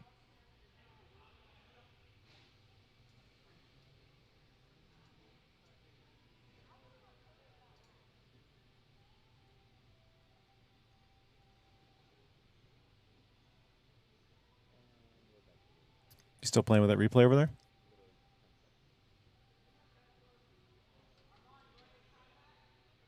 I don't know if you're going to be able to see it from that angle.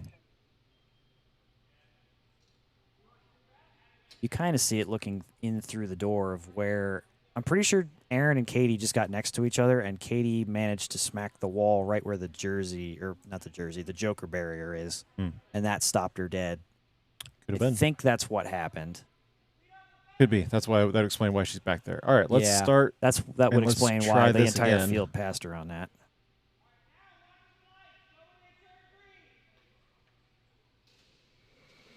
There we go. Now we're underway again. And I think they still need to add that time to the clock, so we'll wait for that to get updated. As Katie Wise now leading that pack with Aaron Puckett and Anthony Narofsky in hot pursuit. That battle between 8th. Like I said, Anthony's been playing in traffic for the past 2 days, so he might make quick work of this. If he gets the chance. We got something wrong with the camera because that is still not light enough, so we still need to adjust that, guys. Sorry. Let's switch over to Gavin Patterson because we were watching to see what kind of interval he can close up on Alex Eccleberry. I think Eccleberry's closing in on Dave Patterson, if that's correct. Those are your top 5, and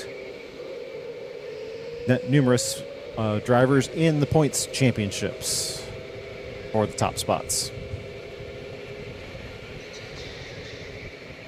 Watch how Gavin gets through this turn 4 right here, and he gains all that space on Alex Eccleberry. Alex in the papaya. Oh, come on, Alex. Keep your position. There you go. This is usually an opportunity for boost, but you got to be careful that don't overdrive the corner because the car likes to kick out from you very easily. Not a lot of track space there. Oh, he's going to sneak him. Oh, he got him. He got him. Gavin loves to go for that down on the inside shot. And now he's going to have Dad in his sights. Here I come, Dad. Dad, the number 10. Will Dad put up a fight for him? He hits the brakes. Doesn't get cleanly through turn 4, unfortunately. Doesn't seem like it. That's going to put them nose to tail. As Gavin's going to continue trying to pick off these drivers and move his way up. Oh, quick look to the inside. Nope, can't make it happen. I think Gavin boosted, but Dave didn't, and he just didn't have the room to use it. Gavin's going to go again on the inside. He's moving doing the lunge. Cart. Yeah, he's lunging the cart to try and get him out. He got him. Gavin Patterson up to 3, passing his own dad. Up to 4th. Up to 4th, sorry. Now he's going to leave a little bit of time. As you saw the leaders over there on the left-hand side of your screen, we'll catch up with the leaders. And you still got Dom and Tyler. They are neck and neck. They're glued to each other. Look at that gap, 0.04 in the last time. The gap has just gone away, and they've managed to just leave Jensen back there. Even though Jensen ran a 39.5 the last time. He did. He ran a 39.5 two guys here last time by. Two guys have really figured out the reverse track, running 38.8s. Yeah, they're running almost identical. Tyler Stevenson's going to try to go to the outside. He's going to take a look. Oh, no, not enough room. But that's just to make sure he didn't lose any momentum. Realizing he can't make a pass there in turn 4.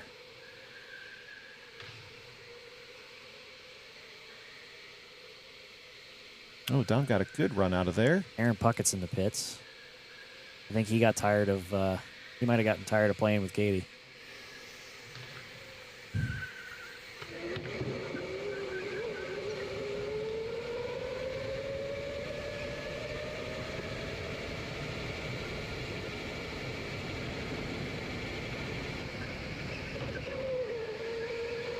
I don't know, James. What do you think? I think it's in their best interest just to not fight each other at this point. If they're going to stay, if they just stay glued together, there's really no point in trying to fight it out. The problem with that would be that Tyler really wants to get by him for the extra point. Yeah. Because he wants to keep that gap between him and Gavin. Now, obviously, Dom wants to maintain his points as well, but I don't think Tyler's going to sit back. I don't think there's anything about his behavior right now that says he's just going to work together with him. If I was in Tyler's shoes, I'd be trying to get Dom to use the boost. Like, just intimidate him into using as much boost as he can while using as little as I could. Especially corners if Dom, right there is how exactly, he gets on top of him. Exactly. And, like, if Dom goes in early, it's really a battle of who goes into the pits first and who has boost left. Because if Dom pits first and Tyler's still got boost left, Tyler might be able to make the pass while he's in the pits. And that's one thing we don't always touch on with the early pit stops, and that is if you don't use all 15 boosts, you're essentially throwing them away at that point. If you pit early and you don't use all your boost. Yeah. So we've seen people pit early in the cycles, but that's not... It's usually hard to get 15 boosts out of the system by then. Honestly, let's follow the leaders right there. I thought Tyler was making a move. Oh, the outside. He's trying. Oh, he got him. He's going to be able to make the move past. He got him. For the lead. Can he hold on to it through turn 2? Yes, he can. As they come across the line, Tyler Stevenson's going to be your new leader. Just 16 laps on the board. That was a really clean move, too. It looked like that was what he was practicing. Yeah. Those last couple laps, he was practicing that boost maneuver as they come outside. Apologies for the dark camera. We're still working on trying to get a little bit lighter for you. You know it's dark out there, but it can be a little bit better. One of the things I really, I'm not tooting anybody's horn here, but like prepping for the 12-hour this year, I definitely went over with Tyler that he needs to plan where he's going to do stuff like that and then execute. And now Tyler goes purple, going faster than Gavin, who had it on the last lap. And now let's check over with Gavin. See, he's now going to be messing with 36, which is going to be Michael Kahn. He was a fan favorite in the back. And he's giving him the point buy. Yep. So that was Michael Kahn earlier that was mixed up with those guys. Okay. Sorry, Mike, we don't know your helmet. I don't know your helmet off the top of my head. We've had 2 guys pit so far. That was Aaron and Michael. And I did see in the background while we were moving around that Anthony did pass Katie, so he is up on that. Speaking of, if you want, whenever we get a second, I've got it queued up where we can watch the pass again. Yeah, Tyler's going to dip into the pits here. Yeah, Tyler's coming in. Interesting strategy. Stay with Tyler. Stay with Tyler. Over to your right. Stay with Tyler. Come on. All right, so we're going to run through the new pit strategy that is effective again tonight. Very interesting. What do you think about this? Katie Wise is also Do you think that he burned through all the boosts and he wants to get back out with fresh? I really hope that he didn't. Because he knows that cart can go 38s. He knows it can. So I'm hoping he didn't burn all the pits or all of his boosts trying to keep up with Dom. Because that's the exact opposite of what we were talking about earlier, of just trying to get the guy in front of you to use the boost to try and get away from you while also keeping it. Because now if Dom has boosts left, he's going to try and get a super lap in to try and get back past and get back into first place.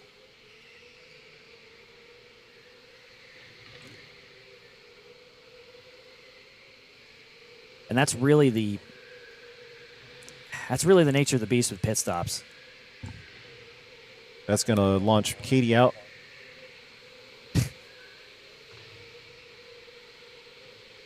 All right, so this is the moment in question. Is Tyler going to get out in front of Dom? Is he going to? Where is Dom? Where's Dom? Where's Dom? Where's Dom? Well, it won't be neck and neck because they're off strategy. Right. So yeah, you're right. One of the things with adding the additional 15 seconds here is, as he comes outside, is that the additional time helps the offset in the reverse. So with a traditional lap time being 38 seconds and a full pit stop being about 75, it only extends your lap time by just a little bit, but it makes the offset on track a little further apart than just one lap.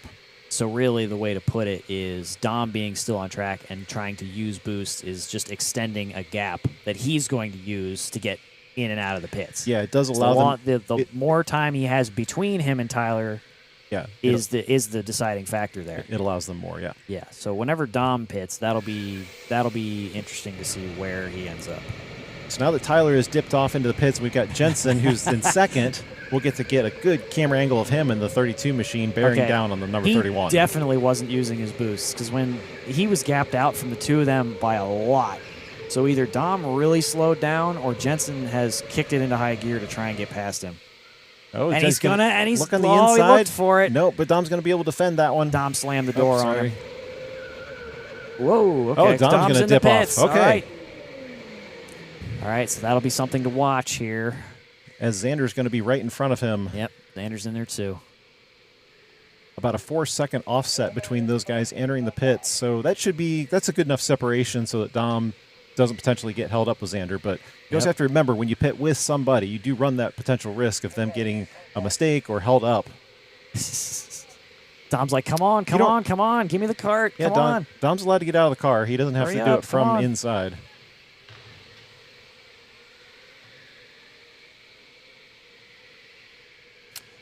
The random picker is telling them what row they're going in out of. Xander's going to have a little bit more of a... There we go. Good. A good steering angle to get out of there. And this is what we'll be watching then, is Dom in the number 27 machine to see where he sorts through, since Tyler Stevenson has pitted already. That's Sally Dorn rooting for Tyler in the pits, or in the chat. This will be the deciding moment to kind of figure out where the two of them are going to line up. This probably feels like an eternity with the 75 seconds. Tyler got him. So Tyler Stevenson will still be up on Dom D'Angelo for now. Yeah, there's several car lengths in between the two of those guys. And we'll switch over here up to Gavin Patterson. But in the background, Gavin Patterson is still on a barnstorming tour. He's looking for his partner in crime, Jensen Janda, who's essentially taken the lead of the race, and they've got Katie in front of them right now. Yeah, unfortunately, Gavin's got a bull-shaped wall in front of him that he's going to have to get around to even go after Jensen. Look at all the pit stops. We ran out of space up there. We got more than 3 cars in. Not exactly a great strategy that to also, come in with too so many pit that stops. includes Jensen. Move Jensen's over to the left in there too. All right, so Gavin Patterson will resume temporary control of the lead of the race, but he has not pitted yet. Yeah, you got a line of drivers who are waiting to exit the pits as time expires. Sir. All right, so that was Anthony. 21 will be David Riddle, and then Jensen in 16.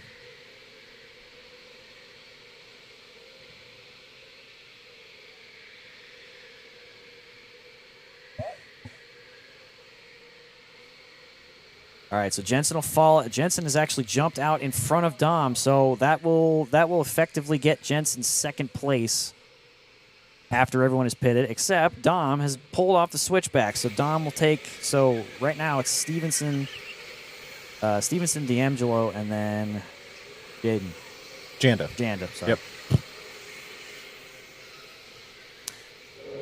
Meanwhile, Gavin Patterson, open track space. He's being joined right side by side with Mason Costello. Mason, if he really wants to make up some ground, he should just fall in and work with Patterson. Oh, is this going to be the pit? Yeah, it is. So with 10 minutes remaining, your leader... Okay, nobody worked together. Everybody just pitted. How about that? Yeah, I don't think Gavin was going to That's stick around fine, for but Mason. we're just going to have to see where he falls. Have to see where he falls. Who's that in 24? That is Dad? No, that's not right. No, Yeah, Dad's Dad is 10. So. All right. So that would have been Adam. That would have been Adam Albright.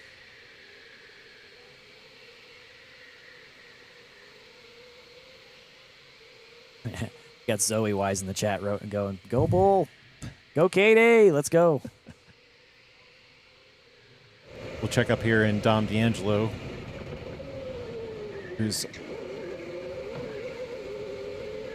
It's all by his lonesome for the moment. Yeah, Alex and Dave are the only two that haven't pitted yet, so they'll be on their way here shortly. That's correct. And then Gavin's still in the pits, so he'll fall in behind Tyler, Dom, maybe Jensen. Yeah, we'll see as they come around here. Yeah. So let's see where Dom's going to get released into the field. And that's Gavin right there. She's going to he slot fell it in. Yep. Yeah, well, it's fine. So he's Sorry, in front yeah, of yeah. Xander, but now he's got Dom to set his sights on. Yeah. As so he deals with cold tires yeah, here. he would have jumped in on Jensen too. So let's see. So that'll put Gavin Patterson in third overall at the moment. Alex just pitted. Tyler's in lap traffic, I can see. We're watching back from Dom because we want to see how the gap goes here. Yeah. We're going to see if Gavin starts making a close in on him. We'll be watching.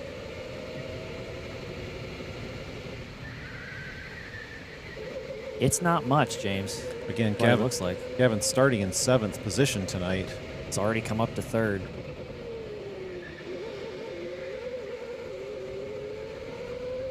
Yeah, so Dave Patterson and Alex Eckelberry are in the pits. So this time around, everybody should have pitted. So the order will be straight. And with 7.5 minutes to go, we can just watch the race and we don't have to do any calculations. It's all action from here on out. No math. No math whatsoever. so No you say. speculation. I'm hoping.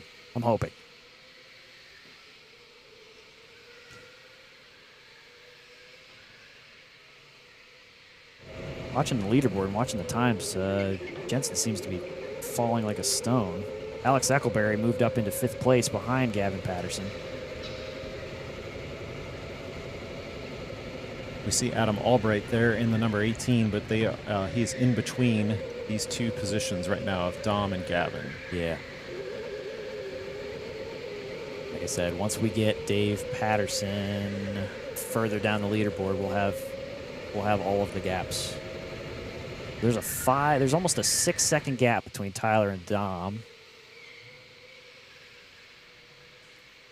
Adam's going to let him go by so they Yeah. can fight for the lead. That was a good rate. That was a good call by him.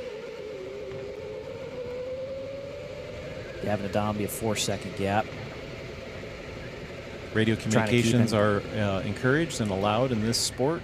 They sure are. You have people who are at your pit box. You certainly got somebody who's rooting for Gavin Let's go, to Gavin. move up. Well, it's landed. All right, Is so that it's landed. all pit stops have I don't know- sorted through. I mean, so I don't know who that is. It could be landed. as we watch, the number Yeah. 26 will be also on the lookout for Tyler Stevenson to see where he Yeah, is and sort of the field. Zach's actually been focusing on him sometimes, so I've been Whoa, somebody's going sideways right there. We Whoa. kind of lost the car as we went by. Who's coming back in? Okay, so Tyler just came through 4, so that was just the group behind him. Tyler Stevenson, clear track in front and behind from now. And there's a wall of drivers between him and Dom. So if Dom... That was probably the car sideways that we saw on the outdoor was this group of cars. Yeah. If Dom really wants to hold off Gavin Patterson, he needs to make his way through that field He's coming outside. quickly. That is a tough pack to deal with, though. Yeah. There's Dom. You can barely see his helmet right there. Yep. Isn't night racing fun? Yeah, Night racing is so much fun. it is a lot different, Yeah. especially when you have black barriers. Yeah. We recently spent some time out at pit, and they've been running night races with generators in the field, and it's just a fun time. Tyler Stevenson, Tyler Stevenson, 38.0. holy cow! Super fast lap Yeah, time on the boost. what? Why did you didn't need to do that? Now you're just showing off. Dom is making his way through that pack, so He had that should help out. 6 seconds on him on the Yeah. last time by. Jeez Louise, bud. But can he go 37 tonight? I guess that's the new question. Is Tyler Stevenson going to pull off a 37? Has it ever been seen on this track before? I think it has. Not I think in it my has. recollection. I think it has. Workers can remind me if they've Yeah, we seen can- something of that. Yeah, we can try to figure that out They later. obviously don't count for official track records because Boost is involved in the Endurance Yeah. Series. You're longer than 12 laps, but Anytime we do anything competitively, if somebody sets a track record, it's bragging rights, but it really doesn't count. You always go faster in a competitive environment. Tyler all the way on the inside. Follow him in the blue helmet. Look at the gap. Yeah. 6.5 seconds. So that answers your question there with his strategy, whether he was going to hang back and linger Yeah. and work together. Absolutely not. He wanted to pull out from this field. Dom D'Angelo only has one cart between them, but he's got a heck of a gap to make up. That gap just grew to almost 8 seconds. But he is gaining ground on Gavin Patterson with a 6-second gap. This is the only, well, I was going to say potential battle, but yeah, we were waiting for this two lap traffic. I'd be interested in seeing if Dave Patterson and Jensen are anywhere near each other. Have to keep an eye out. Back up to the front. Well, actually, no, they're not. The gaps tell you. He was looking at the scoreboard as he went the opposite directions in turn 2. Did you see that? Couldn't even wait to round the front. Quit watching the scoreboard. He wants that 37 just tonight. Run that. Yeah, he better. He's got 2 minutes. He's got 3 minutes left to Coming do it. outside, PB. He's got 3 minutes left to do it.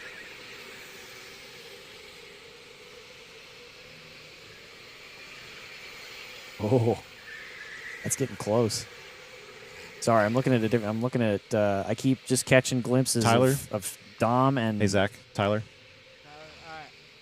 I keep getting glimpses of Dom and Gavin getting closer and closer together.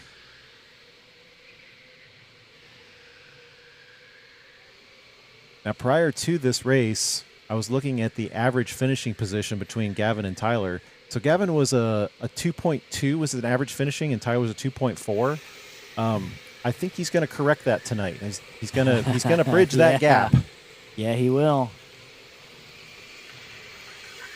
Tyler already 2 wins on the season as he comes back in the doors with flying colors.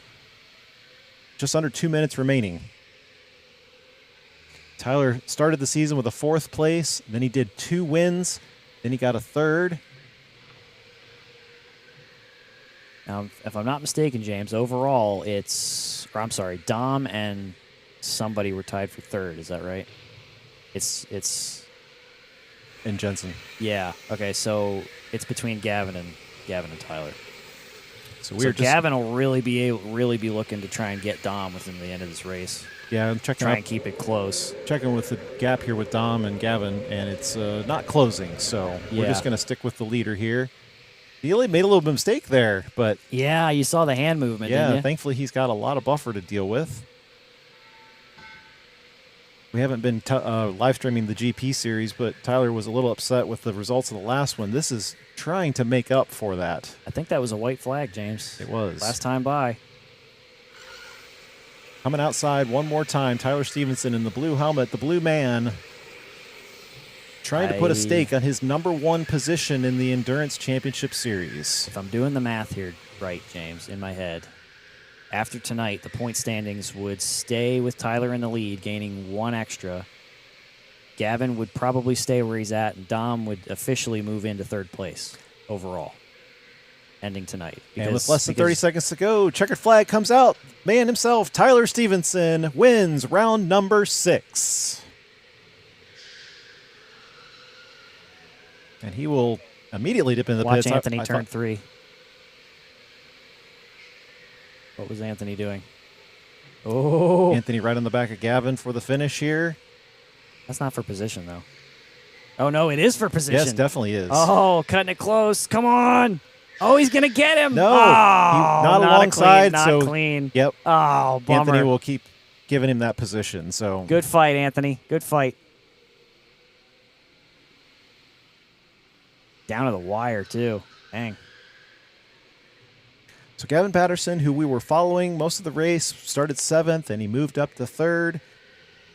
Jensen, who was in the points battle, starting 3rd, and he's going to drop down to 6th.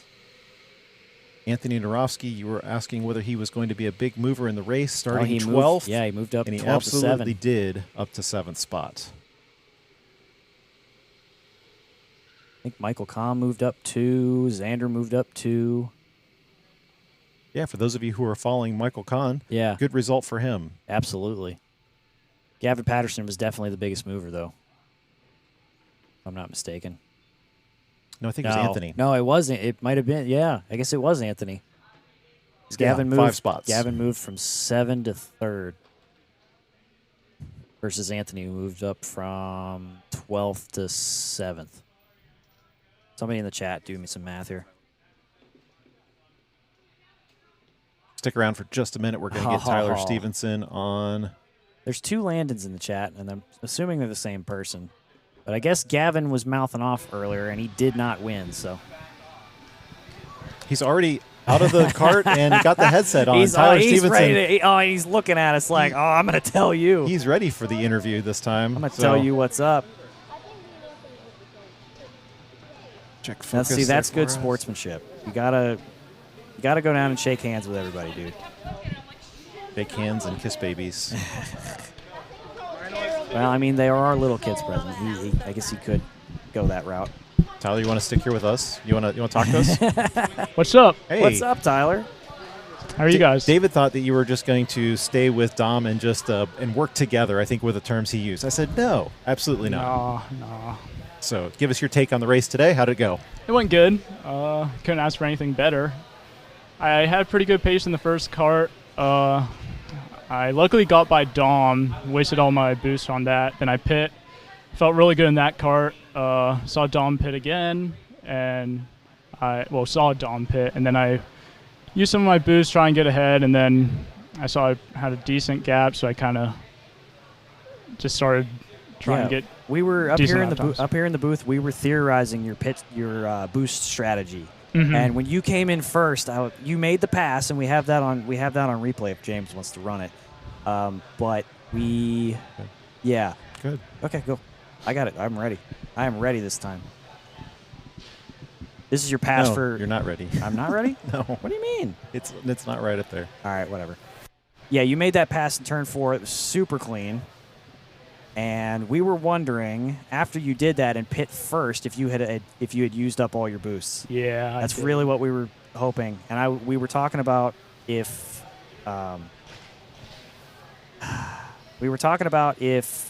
I was in your position, I'd want to intimidate Dom into using all of his boosts versus using all of them yourself.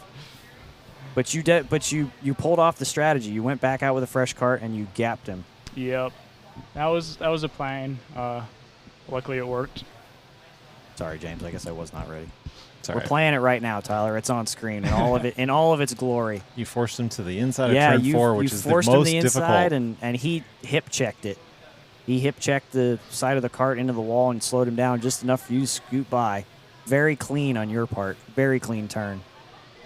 Thank you. You were setting him up for that, weren't you? Were you practicing that with the laps before? That was the only place I think I could get him, maybe through the carousel, but he was pretty. I think that was really the only spot I could get him. Well, that's always the plan, right? Make the plan, execute the plan. Yep. As long as you're planning ahead, man. I mean, you don't think you could have gotten him anywhere else? Maybe carousel. That's a bold decision. I don't think I would have though. No? Mm-mm. All right, Tyler, congratulations on another win for the season. You're going to extend your points lead just a little bit here, and we're looking forward to seeing you next week, right? Yep, I'm excited. Thank You you. don't want to lose any ground. Proud of you, buddy. Thank you. That wraps it up, folks. Yep, thanks for joining us. And as always, thanks to the hardworking crew that makes all of the races possible. We'll look forward to seeing you guys here in another week, and then mark your calendars for September 12th for the Twilight 6-hour endurance race here from K1 Speed.